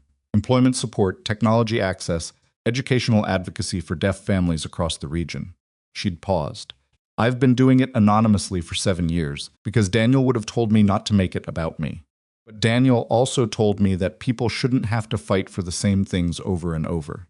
In anonymous funding, she'd stopped. It helps fewer people than it could, because it can't build the way visible things can build. He'd looked at her handwriting for a long time. Then he'd written, He would be proud of you. She'd looked at what he'd written. Her face had done the thing, the unmanaged version, brief and real. I want you there, she'd written. Not as anything that needs explaining or defending. Just there. He'd written, okay. And then the video had happened, and Harlow's campaign had started, and 3 weeks had moved past with their noise. And here they were. November 14th, and the gala was tonight. He'd told Lily this morning. Lily had accepted it with the gravitas of someone who'd been kept informed of developments and had opinions about the suit he was wearing. The gray one she'd signed emphatically. Not the blue one. The blue one makes you look like a bank teller. He wore the gray one. Carol had come to stay with Lily for the evening carol, who'd arrived with a bag of supplies and the cheerful energy of someone who was extremely invested in this particular evening going well, and was managing the investment by pretending she wasn't. You look good, Carol had signed, which was her full emotional investment, expressed in the currency she used for it. You told Lily about the gala, he'd signed back. I said nothing specific. Pause. I may have said the word gala. Carol. Go, she'd signed. Stop worrying about everything that isn't happening yet. He'd gone. The hotel ballroom was the kind of space designed to make everything inside it feel significant. High ceilings, warm light, round tables with the white tablecloth precision of events, staffed by people who took that kind of thing seriously. By the time Ethan arrived early, because he was always early, because walking into a full room blind to its sound required the advantage of having seen it empty first. There were already staff moving through the setup and a small cluster of guests who'd arrived with the same instinct he had. Vivian's assistant, a young woman named Priya, who communicated with him through a combination of written notes and a translation app on her phone. With the matter-of-fact efficiency of someone who'd been briefed and had decided to be useful, met him at the entrance and walked him to a table near the front. She handed him a written note from Vivian. "I'll find you before it starts. There's something I need to tell you first." He sat. He watched the room fill. He was not comfortable in rooms like this in the general sense. He'd never fully learned to navigate the ambient social performance of formal events, the cocktail party version of human interaction, where everything happened slightly out of reach, but he'd gotten better at finding the things he could read. Posture, positioning, the angle of people's attention. He could tell within 10 minutes of being in a room roughly where the power was sitting and which people were trying to get close to it. Spotted Harlow before Vivian arrived. Richard Harlow was standing near the bar on the far side of the room, talking to two men Ethan didn't recognize. He looked comfortable in the way people look comfortable in spaces they've been moving through for years. He hadn't seen Ethan yet, or if he had, he wasn't showing it. Then Vivian was there. She came through the entrance with the particular quality she had in professional spaces, the silver hair, the dark formal dress that was understated in the way only very expensive things manage understated, the posture that said she was the same person in this room that she was everywhere else. She moved through the space without stopping for the cocktail circuit conversations that people tried to initiate as she passed, deflecting with the efficiency of someone who had places to be. She reached his table. She sat in the chair beside him rather than across from it. She produced the notepad. "Harlow is here," she wrote. "I saw him. He knows what I'm announcing tonight. I believe he's been trying to reach investors in the Daniel Sterling Foundation quietly to plant doubt, to make the whole project look like a personal vanity exercise." She wrote quickly, with precision. "He thinks if he can make the foundation look self-serving, he can also reframe you as part of that story. The man who inspired a billionaire to start a charity named after her dead brother. There's a version of that which sounds calculated." He read this. He wrote, "Does it matter what he tries to frame?" She looked at him. "It matters," she wrote, "because people who don't know us will read the framing first." A pause. But she stopped. Wrote again, "But I've been managing what people read for 20 years. And I'm tired of building things that require that much energy to protect." Another pause. "Tonight I'm going to say what's true. That's all." He wrote, "What do you need from me?" She looked at the question. Her handwriting when she wrote the answer was the small, careful kind. "I need you to trust that I know what I'm doing, and I need you not to disappear on me afterward regardless of how it lands." He sat with that. He wrote, "I'm not going to disappear." She read it. She looked at him. She said quietly enough that it was only for him, I know. "I needed to hear it anyway." He understood that. He nodded. She stood. She touched his shoulder once as she rose. Not the hand-on-face moment from the video. Not a performance. Just a point of contact, brief and real. Then she moved toward the stage. The room was full now. Ethan watched it from his chair, cataloging it the way he cataloged all rooms, reading the current of attention as it shifted toward the raised platform at the far end. He watched Harlow, who had moved from the bar toward a table at a middle distance, positioned to watch. He watched the other faces. Some he recognized from the coverage, some he didn't. He thought about the Victorian, about the boot in the wall, about the way Vivian had stood at the corner of the hallway and looked at where he'd said the newspaper was, the boot was, the coin can, with the complete attention of someone who found it mattered that these things had been put back. The lights shifted in the way. Lights shift at these events. Not dramatically, just enough to tell the room something was beginning. Vivian walked to the podium. She didn't use notes. He'd learned that about her. She prepared thoroughly, and then didn't carry the preparation into the room with her, which was a kind of confidence that came from actually knowing the thing rather than having written it down. She began speaking. He watched her mouth from his table, catching what he could at the angle, filling in what he missed from context, and from knowing how she assembled sentences. The room was still, she had that quality in a crowd, the ability to hold attention without performing for it. He caught Daniel early, clearly. He caught Foundation in 7 years and anonymously. He caught the shift in the room as she said these things. The attention-changing texture, the people around him responding to something. Then she said something he missed, a full sentence he couldn't reconstruct from the angle, and the room responded with a quality he didn't expect. Silence, but the kind that had weight. He watched Harlow's face across the room. Harlow was still. Whatever she'd said, it had landed somewhere specific. Harlow's posture had the tightness of someone who'd been in a room and realized the room was different than they'd thought it was when they entered. Then Vivian said something else. He caught Ethan Cole clearly, his own name, and not because I trust, and then a phrase he read twice to make sure he had it right. He only asked to be treated like a human being. The room responded again. Not applause yet, something before applause. The shift of a large group of people processing something together. He sat very still in his chair. He hadn't prepared for his name. He'd known she'd told him she wanted him there.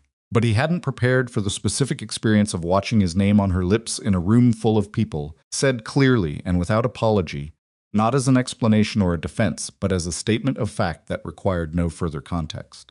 Then she said something that made the room go fully quiet. He missed the beginning. He caught, "My brother Daniel taught me that people should never be defined by what they cannot do. I spent 7 years building something in his name without putting his name on it, because I wasn't ready." Pause he could see, clear and deliberate. "I'm ready now." She said the name of the foundation. He caught it. The Daniel Sterling Foundation. The room responded with the full sound of it. He couldn't hear it, but he felt it in the physical way large collective responses register, the change in the room's air, the movement of it. And then Vivian looked up from the podium, across the room, and she found him. Not searching, she knew where he was. She'd placed him. She just looked at him. For a moment, in the middle of a room full of people who were responsive to her, and her face said something that she'd never quite put in writing on the notepad, but that he understood anyway. He nodded. She looked back at the room. He didn't know what Harlow was doing. He'd stopped watching Harlow. Then something touched his arm, Priya, Vivian's assistant, appearing at his elbow with her translation phone. She showed him the screen, which had the last portion of what Vivian had just said, transcribed in real time. He read it. "I'm asking Ethan Cole to help lead this foundation. Not because he is my partner. That is a private matter, and it's mine. But because for 8 years he has been raising a child alone, running a business, and navigating a world that consistently underestimates him. And he has done all of it without asking anyone to make accommodations or apologies. That is exactly the kind of experience and character this foundation needs." He sat in his chair in the middle of a formal ballroom and read that twice. Then he looked up at the stage, where Vivian had turned back to the podium for the formal close of her remarks, her posture exactly what it always was, saying exactly what she'd decided to say, exactly as she'd planned. He thought about "don't pull back," typed on a phone at 7:30 in the morning. He thought about "I'm glad he picked the wrong woman," written in handwriting that wasn't level. He thought about "I'm ready now," said in front of a room full of people who had no idea what it had cost her to get there. He thought about a boot inside a wall, and how sometimes the right thing was to put it back and build around it, rather than clear everything out and start from scratch. The applause was happening. He could feel it in the floor, in the table, in the faint vibration of the air. Vivian stepped back from the podium. Across the room, he could see Harlow rising from his chair. Not to applaud. To leave the specific movement of someone who has realized the room is no longer the room they prepared for. Ethan watched him go. He felt something that wasn't quite satisfaction cleaner than satisfaction, which always had an edge of wanting things to be different than they were. This was something more like the feeling of a room going right, a wall coming up true, a floor that stops flexing under your weight because everything underneath it is finally what it should be. The room was still responding around him. Priya appeared again with the phone, showing him the real-time transcript of the questions now being directed at the podium journalists, mostly asking about the foundation's scope, its funding model, its timeline. Vivian answered them. He watched her face from across the room. The precision of her, the controlled fury turned into something that built things, and he understood that this was who she'd been all along underneath the armor. The person who'd sat with Daniel while he signed for an hour and slowed down every time she needed him to. Person who'd found a struggling community center and kept it alive for 7 years in someone else's name. Person who'd taken his hand at a restaurant exit like it was the most natural thing because, for her, in that moment, it had been. Evening moved on around him. Later, when the formal program had ended and the room had shifted into the open floor networking that concluded these events, she found him at his table. She sat down. She was carrying a glass of water she hadn't drunk. She looked, for the first time all evening, slightly tired, not depleted, Just the specific tiredness of having done a thing you'd been preparing to do for a long time. Produced the notepad. "How are you?" she wrote. He took the pen. He wrote, "You said my name." "Yes." In front of everyone. "Yes." She held his gaze. "Is that all right?" He thought about it honestly. It was new. It was loud. It was the opposite of the careful management of exposure she'd spent 20 years building. It was in its way, irreversible, the kind of thing that couldn't be taken back once it was in a room. He wrote, "It's all right." She read it. She looked at him. Something settled in her face. "The Foundation's first board meeting is in January," she wrote. "I'd like you there." "I'll be there," he wrote back. She looked at his answer. The tiredness in her face was still there, but it had a different quality now. The tiredness of someone who had set something down that they'd been carrying for longer than they'd realized, and was still getting used to how the weight had changed. Outside the hotel, the city went about its business. Inside, the room held the aftermath of something that had started as an act of petty cruelty and had traveled through a coffee shop, a community center, a Victorian hallway with a boot in the wall, a kitchen table with egg in the air, and a notepad passed back and forth between two people learning to trust the same direction all the way here. Not finished. Not resolved in the clean way of things that were designed to finish cleanly, but built. Genuinely built, the way things are built when you use real materials and take the time to do it right and don't throw away what has value just because it's harder to work with than you expected. That was the part Ethan understood best. It was also, he thought, the part that would last.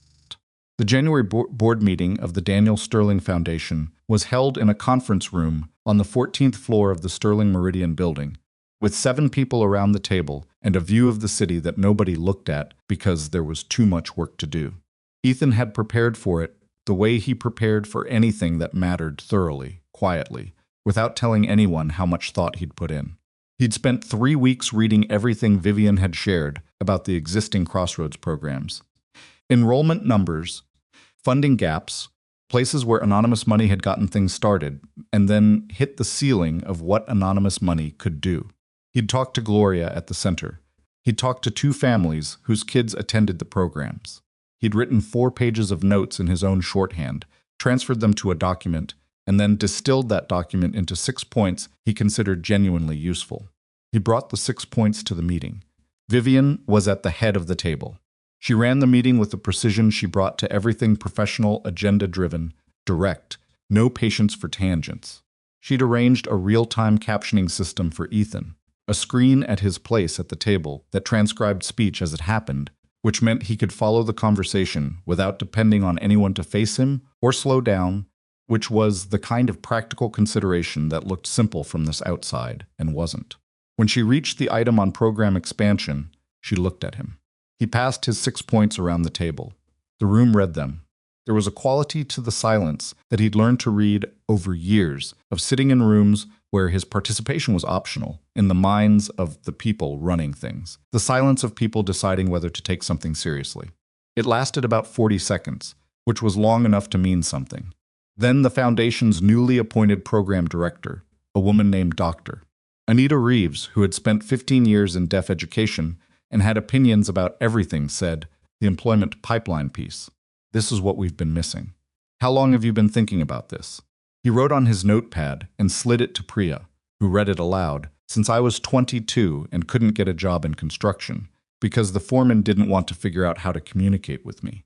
So a while, Dr. Reeves looked at the notepad, then at him. Then she said to the room, "We're using this." Vivian, at the head of the table, looked at her notepad. She wrote something and slid it sideways toward him, without breaking her professional posture. He read it, told you. He didn't let himself smile at the table. He saved it for after. Harlow's story resolved the way stories like his usually resolved, not with a dramatic confrontation, but with the accumulated weight of process. The Sterling Meridian Compliance Review concluded in February. The findings were what Vivian had called enough: billing irregularities across 4 contracts, a pattern of misrepresented deliverables, and 1 instance of a subcontractor arrangement that Harlow's company had structured in a way that was technically legal and practically designed to obscure where money was going. Sterling Meridian terminated the contracts. The termination was binding and financially significant. Harlow threatened to litigate. Vivian's legal team responded in the way legal teams respond when they have the documentation, and the other side doesn't completely and without urgency. The threat of litigation lasted 6 weeks and then quietly disappeared, which was also how Harlow himself largely disappeared from Ethan's peripheral awareness. Not arrested, not dramatically ruined, just reduced. Contracted and diminished, the way people are when the infrastructure of their self-importance gets removed, and what's left is the actual person, who turns out to be smaller than the scaffolding suggested. Pruitt had already largely removed himself.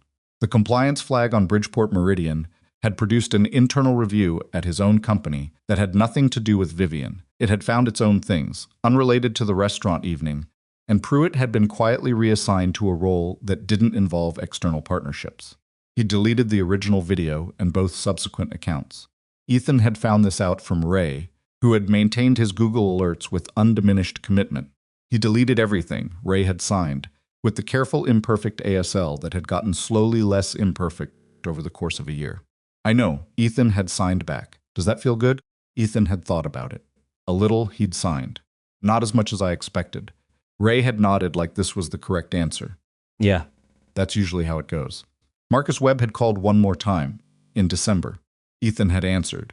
The call had been short. Webb had said something about being sorry, about not having understood what Pruitt and Harlow actually had in mind, about thinking it was just going to be a funny story that nobody got hurt by.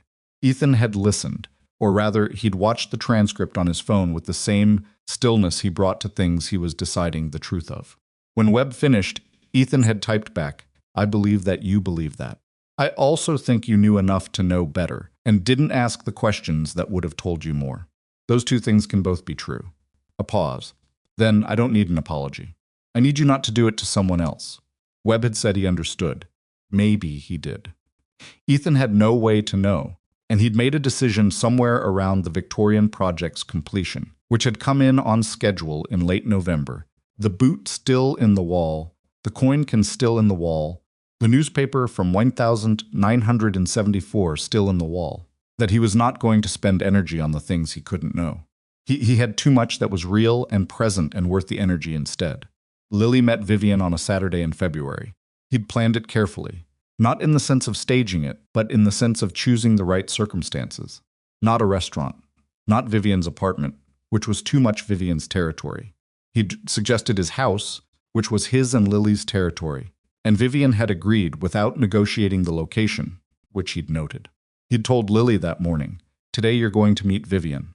Lily had looked up from her breakfast, with the expression of someone who had been waiting for this information for approximately 4 months and was not going to give him the satisfaction of showing how much.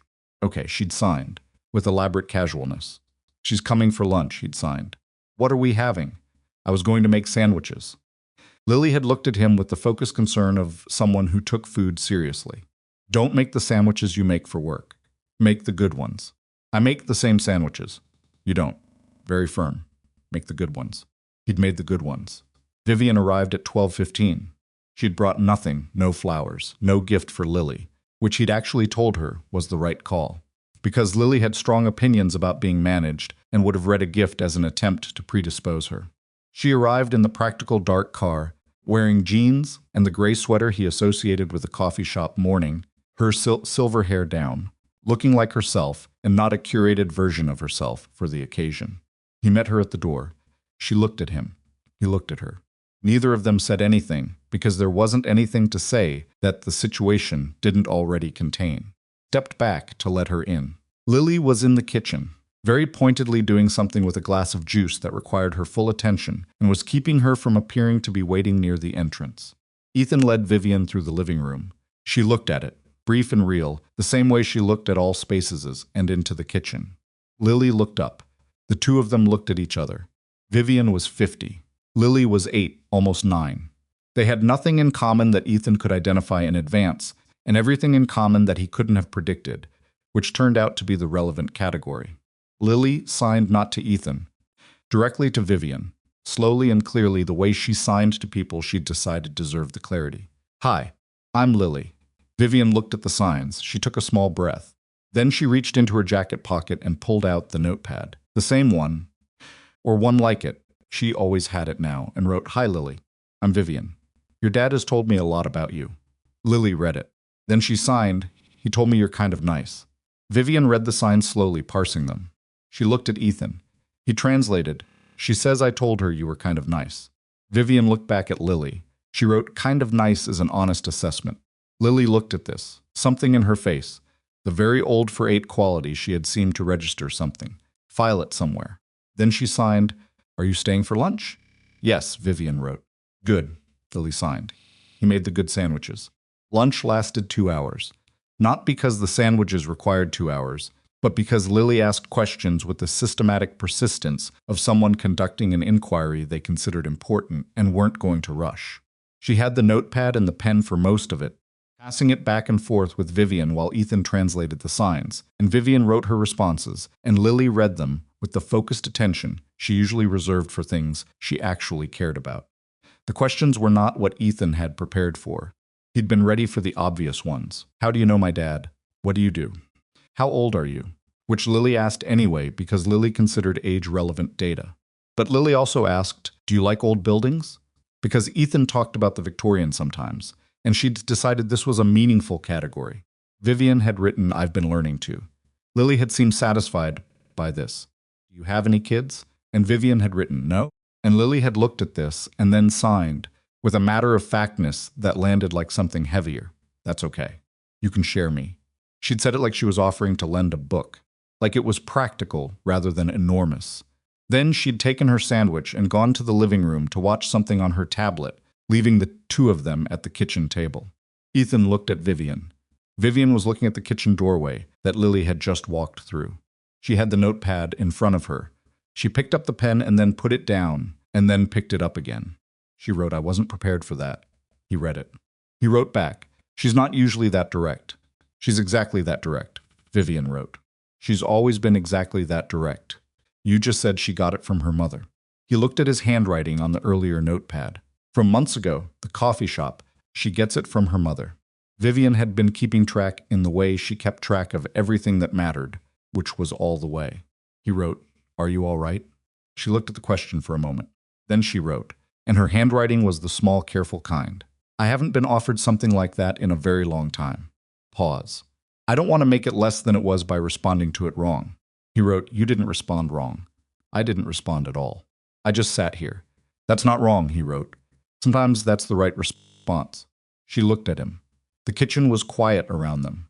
From the living room, the faint movement of Lily's tablet, some cartoon audio that Ethan had learned to read by the flicker of light rather than sound. Vivian wrote, "Finally, she's remarkable." "I know," he wrote back. And then, because it was true and he had a policy now, a recent policy, formed over the course of a year of writing things on notepads and meaning them, he wrote, "She'd say the same about you. She just needs to make sure first." Vivian looked at the notepad for a long moment. Then from the living room, Lily called out, not signing, just calling the way she did when she forgot, and then remembered, and then did it anyway. Because she knew her dad couldn't hear, but she could, and then she appeared in the doorway, signing. "The movie I want to watch is too long. Can Vivian stay?" He looked at Vivian. Vivian looked at Lily. She wrote on the notepad and held it up so Lily could read it from the doorway. "What movie?" Lily told her. It was animated. 2 hours, the kind of thing Ethan had seen 4 times and could navigate in his sleep.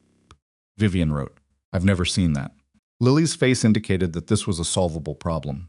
She disappeared back into the living room with the confidence of someone who had received the answer they needed. Vivian looked at Ethan. He shrugged, which meant, "You don't have to." And she shook her head, which meant, "I know." And they both stood up and brought their water glasses into the living room, where Lily had arranged the couch with the spatial logic of an 8-year-old who had decided where everyone was going to sit and was not open to revisions. Vivian sat on the couch, Lily sat between them. Ethan sat on the other side, and the movie started, and he watched it with the volume off and the captions on, because that was how he always watched. And Lily signed plot points to him periodically, even though he'd seen it, and Vivian watched the screen with the genuine attention she brought to things she'd decided to actually be present for. At some point, Lily leaned sideways against Vivian's arm. Not dramatically, just the casual gravity of a child who has decided someone is safe. Vivian went very still for a second. He saw it. The stillness of someone who wasn't sure what to do with their hands in a moment like this. And then she didn't do anything, just stayed still in the way that meant she wasn't going to disrupt, what had happened. Wasn't going to make a thing of it. He watched that happen. He watched Vivian stay perfectly still while a 9-year-old leaned against her arm and watched a movie, and he understood something that he hadn't had the right word for until then. She was trying. Not performing, not managing. Just trying in the imperfect way of someone who hadn't done this specific thing before and wasn't sure of the right move and was doing it anyway. That was the thing about Vivian that he'd been circling for a year. It wasn't the precision or the professional control or the tidy fury or the way she held power, like it was something she'd assembled piece by piece and knew the weight of. It was that underneath all of that, she was still trying. At 50 years old, with everything she'd built and lost and rebuilt, she was still showing up to things she didn't know how to do and doing them anyway. He'd been doing that his whole life. Maybe that was what he'd recognized at the restaurant before he'd had words for it. Spring came slowly that year. The Daniel Sterling Foundation held its second board meeting in March. Ethan presented a full proposal for the Employment Pipeline Program, a partnership structure connecting deaf job seekers with businesses willing to invest in genuine accessibility rather than performative compliance, with built-in support systems for both sides of the arrangement. Dr. Reeves had spent 6 weeks tearing it apart and putting it back together, which was her process and which produced things that were significantly better than what they'd started with. The board approved it. Funding was identified. A timeline was set. The program was real. He'd gone to the community center the next Sunday and found the boy Marcus, now several months older, working with a focus and a comfort in the space that hadn't been there when Ethan first saw him, and told him, signing, the foundation is starting a new program. When you're older, there'll be more pathways. Marcus had looked at him. Then he'd signed because of the lady with the silver hair. Ethan had looked at the kid. Both of us he'd signed. Marcus had seemed to find this answer acceptable. He'd gone back to his work. Gloria had been standing nearby. She'd said, not to anyone in particular, he talks about you both. You know. Says you're the people who came and didn't act like they were doing him a favor. Ethan had written that on a notepad that evening and kept it. He didn't know why exactly. It just seemed like the kind of thing you kept. The anniversary of the restaurant fell on a Tuesday. He noticed it because Lily mentioned it. Not because she'd been tracking it, but because she'd asked at breakfast one morning how long ago it was that he'd gone on the date that started everything, and he'd counted backward and realized it was the following week. Lily had processed this information with the gravity she applied to milestones and said, "You should do something. We see each other regularly," he'd signed. "We don't need a... You should do something," she'd repeated, with the finality that indicated the conversation was over. He thought about it for 3 days. Then he called, or rather texted, because calling Vivian meant video and this particular thing he didn't want mediated by a screen, and he said, "Are you free Tuesday evening?" Her response, "Yes." "What do you have in mind?" He wrote, "I'd like to take you somewhere. Can you trust me on the location?" A pause longer than her usual response time, which meant she was thinking rather than just being busy. "Yes," she wrote. He made a reservation. He told her where they were going when he picked her up. She was standing outside her building, in a coat he hadn't seen before, dark wool, simple, the kind of coat that looked like it had been chosen for warmth rather than appearance, and happened to look good anyway. She got into the car and looked at him with the question she hadn't asked in the text. He showed her his phone. He'd typed it in advance, the restaurant, where we met. "I made a reservation under my actual name." She read it. She looked up at him. "Why?" she said. Clearly just for him. He had the answer ready. He showed her the next screen, because the last time I was there, someone else picked the reason I was walking through the door. "I want to pick my own reason this time." She read it twice. Then she looked out the windshield at the street ahead. She was quiet for a moment, in the way she was quiet when something had landed, and she was letting it land rather than managing it. Then she turned back to him and nodded once. He drove. The restaurant was the same. Of course it was the same. It was a year, not a decade, same entrance, same maitre d', same warm light inside that caught the crystal and threw it across the white tablecloths. They were given a different table than the first time. Not the most prominent table in the room, but a good one, by a window, with the kind of light that was useful for him. He'd requested that specifically when he'd made the reservation, and whoever had taken the reservation had noted it without comment, which was the correct response, and he'd been glad of it. They sat down. There were no men at distant tables with phones. No one watching. The restaurant moved around them in its ordinary way. Other diners, The quiet efficiency of the staff, the life of a room that didn't know or care about the history walking through its door. He looked at Vivian. She was looking at the room. Not with the careful surveillance of the first time, when she'd clocked Pruitt within minutes of sitting down and had started calculating. Just looking at it. Present in it. She looked back at him. She had the notepad already on the table, which he'd noticed she did now automatically, before he could reach for his own. She wrote, "It looks the same. Did you expect it to?" "I expected to feel something different than I do," she wrote. "I thought it would feel stranger. What does it feel like?" She thought about this. She wrote, "Like a place. Just a place. The thing that happened here was us, not the room." A pause. "We took the meaning with us when we left." He read that. He looked at her face, the lines around her eyes, the silver hair she'd worn down, the posture that was always composed and was also, when she was fully comfortable, slightly less arranged than when she was performing composure. She was slightly less arranged now. He picked up the pen. He wrote, "Can I ask you something? You can ask me anything. When you stood up at that first dinner, when you walked toward Pruitt, what were you actually thinking?" She read the question. She looked at the table for a moment. Then she wrote, "Slowly, I was thinking that I was 50 years old, and I had spent 30 years choosing the harassments that would cost me the least. And I was tired of that math." A pause. "I was also thinking that you had been sitting there for 2 hours, reading my lips and writing on a notepad and navigating a room that was actively working against you, and you were still sitting there with your back straight. And that was," she stopped. Wrote again, "That made me angry. On your behalf. The specific anger of someone who recognizes something." Recognized what? "Recognizing what it costs to carry something no one else can see," she wrote. "And keep going anyway." He sat with that, he wrote. "You were carrying Daniel." "I've been carrying Daniel for 7 years," she wrote. "You've been carrying your whole life." A pause, smaller handwriting. "Neither of us should have been carrying alone." The waiter came. They ordered real food this time, not the distracted non-ordering of the first evening. He ordered the salmon again, because why not? She ordered something different from the first time. The waiter left. The room moved around them. He wrote, "I want to tell you something." "Tell me." "I was going to leave after the first evening," he wrote. "I decided in the parking structure. I was going to put your card in a drawer and leave it there." She read this. "Why didn't you?" "Lily told me to stop being scared." Vivian looked at this. "She told you that?" She was eating eggs. She said it like it was obvious. Something happened in Vivian's face, the unguarded version, the Daniel photograph version. "She's going to be extraordinary," she wrote. "She already is." He paused. "Then she told me she wants to share herself with you." She meant it literally, like lending something. But I don't think she understood how much she was offering. Vivian looked at the notepad. Then she looked at him, and the thing in her face that didn't have a name was fully there, not managed or controlled or reduced to something safer. She wrote, "I think she understood exactly how much she was offering." Pause.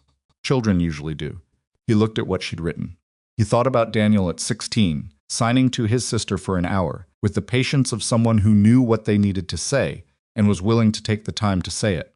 He thought about Marcus in the technology room with his blank sheet of paper and his too specific quietness. He thought about Lily watching a movie on a Saturday afternoon, leaning her weight against a silver-haired woman who'd gone very still because she didn't know what to do and had done the right thing anyway. There is a particular kind of loneliness that comes from being capable, from being the person who handles things, who builds things, who figures out how to navigate a world that wasn't designed for you, and does it well enough that people stop noticing the effort. Ethan had lived in that loneliness for years without fully naming it.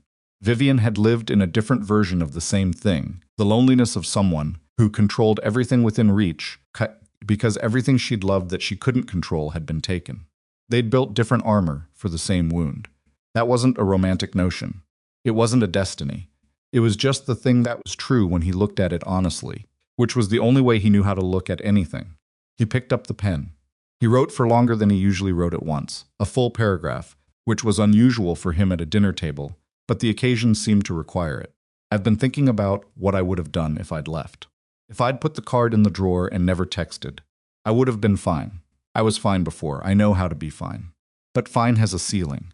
You reach a point where you're managing your life well, and that's the whole thing. And I didn't know until I met you that I'd stopped expecting anything past the ceiling." Paused. "Then you didn't come into my life cleanly. You came in through a bad situation that someone else created, and then you turned it into something else. Not because it was romantic, because you were angry. And I think that's more honest than most people get. She read it. She read it again. She was quiet for a long time.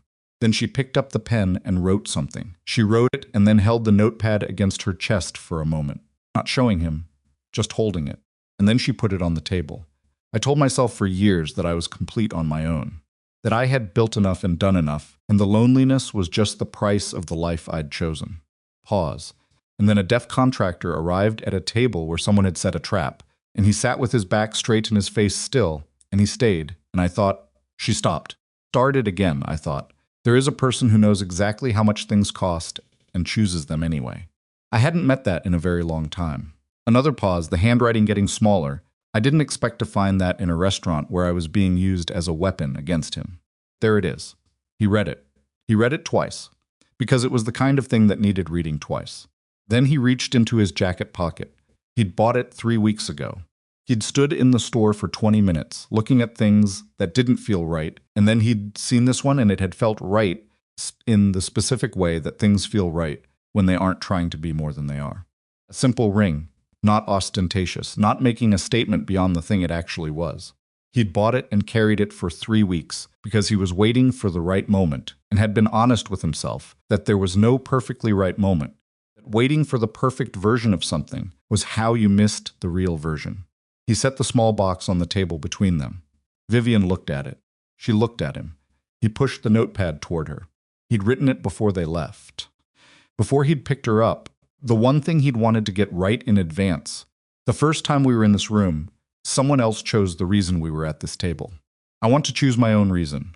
I choose you. Not the version of you that's easier to explain to other people. All of it, the tidy fury and the notepad in every pocket, and the way you went still when Lily leaned against you, and the boot you left in the wall, and the 7 years you kept something alive in someone else's name.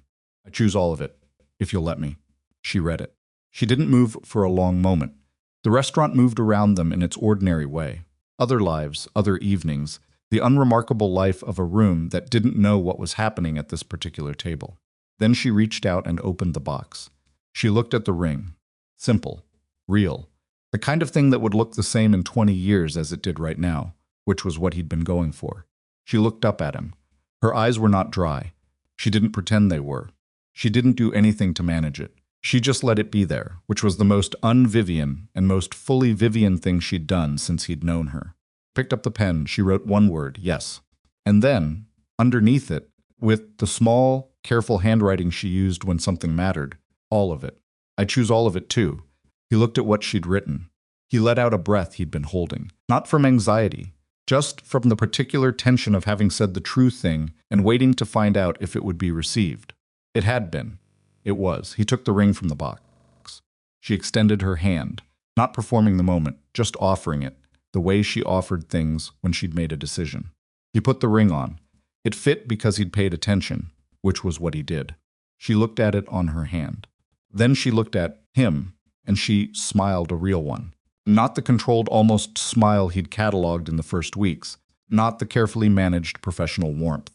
A full, unguarded, slightly startled smile, like someone who'd been expecting a reasonable outcome and received something better and hadn't quite adjusted yet. He thought he'd remember that smile for the rest of his life. He probably would. Texted Carol from the parking structure afterward. The same parking structure 2 blocks east, where he'd sat in his truck a year ago, turning a business card over in his fingers and not knowing what to do with it. Text said, she said yes. Carol's response arrived in 45 seconds, which meant she'd been holding her phone. It said obviously, now stop texting me and go be happy. And then, 30 seconds later, I love you. Tell her she'd better be good to you. And then, 10 seconds after that, tell her I said welcome to the family, and I don't say that to many people. He showed the text to Vivian. She read them. She looked up. She sounds like Lily, she said, clearly just for him. He wrote, they're going to be terrifying together. Vivian looked at this with an expression that was equal parts amusement and something softer. Good, she wrote. Terrifying sounds exactly right. Here's what Ethan Cole understood by the end of it, the thing he would have told anyone who asked, though he wasn't the type to tell people things they hadn't asked for. That being underestimated is a kind of education. It teaches you exactly how much you can carry, because you spend years carrying it without anyone offering to help. It teaches you the difference between people who are kind because they think they should be and people who are kind because they can't help it. It teaches you eventually to recognize the second kind from a long distance. He'd been carrying a long time. He'd gotten very good at it. He'd also, somewhere in the years between his wife's death and a restaurant table where someone had set a trap, stopped expecting the carrying to become something else. That was the thing about learning to manage. You get good enough at managing that you mistake the management for the life. The life is not the management. The life is the egg on Lily's chin and the boot in the wall and the small room at the back of a community center and a woman who'd been alone for 7 years and had quietly funded something beautiful and told no one and had gone very still when a child leaned against her arm because she hadn't known what to do and had done the right thing anyway. The life is the notepad passed back and forth between two people who both knew how to keep things at a distance and were both slowly choosing not to. And here is what Vivian Sterling understood by the end of it, the thing she'd have written, because she thought better in writing. She always had. That armor is useful until it isn't. That the impulse to control what other people read in you comes from a real place, from loss, from learning, from the specific education of watching something you loved be taken away. But it has a ceiling too. Below the ceiling, you're protected. Above it, you're not, and that's the part where the actual things are. The things that matter enough to be frightening. Daniel had known this. He'd tried to tell her when he was 16. She'd taken longer than she should have, but she'd gotten there. She thought she'd gotten there, partly because a man had sat across from her at a table where he'd been set up for humiliation, and kept his back straight and his face still and stayed. Not because he wasn't scared, but because he'd decided the scared wasn't enough of a reason to leave. She'd made the same decision. Eventually, at her own pace, she thought Daniel would have had opinions about the ring. She thought he would have looked at Ethan with the eyes he'd had, the ones that saw the things people were actually made of rather than the things they were presenting, and he would have signed something that translated, roughly, to, finally. She thought he would have been right. He usually was. On a Saturday morning in May, the three of them went back to the Crossroads Community Center. Not for a board meeting, not for anything official. Lily had asked to go, after Ethan had explained, as much as you explain things to a 9-year-old, which is more than most people think, and less than they actually want to know, what the foundation was, and what it did, and why it mattered. Lily had listened and then said, "Can I come?" And Ethan had looked at Vivian, and Vivian had looked at Lily, and that had been the end of the discussion. The center was the same on a Saturday as on a Sunday.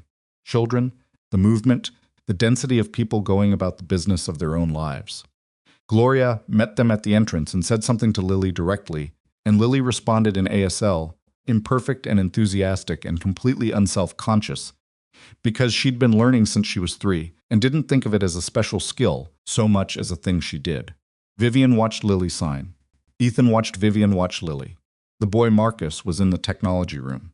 He looked up when they came in and registered Lily with the specific wariness of a 10-year-old encountering an unknown 9-year-old, and Lily looked at him with the specific assessment of a 9-year-old who has decided to make up her own mind.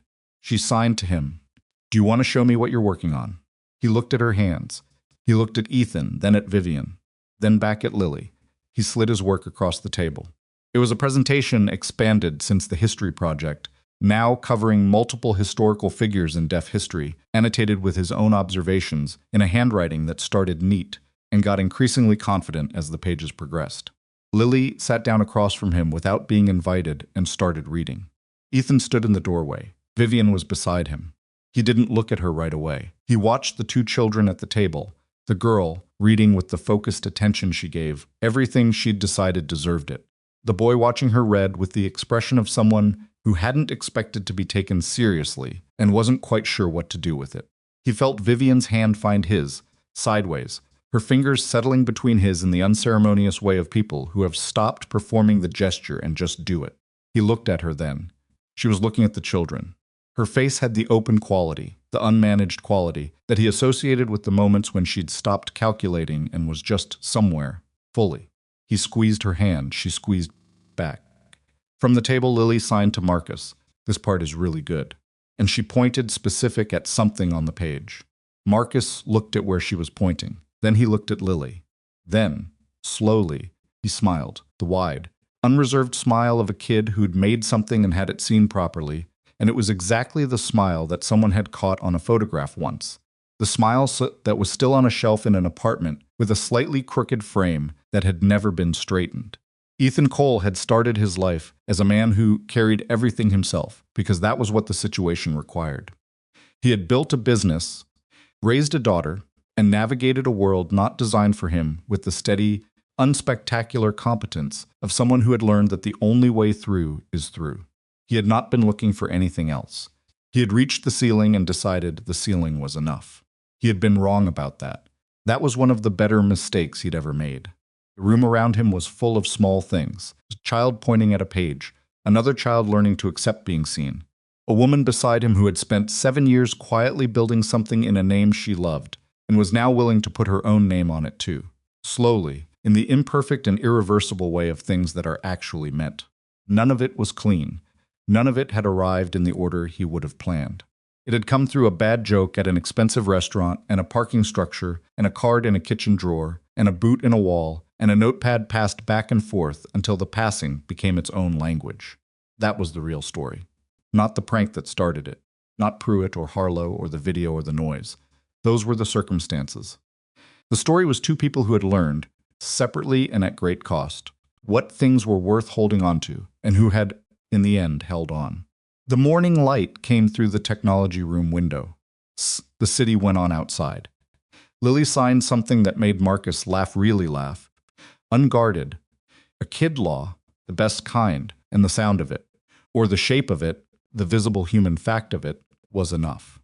It was more than enough. It was exactly what it was supposed to be.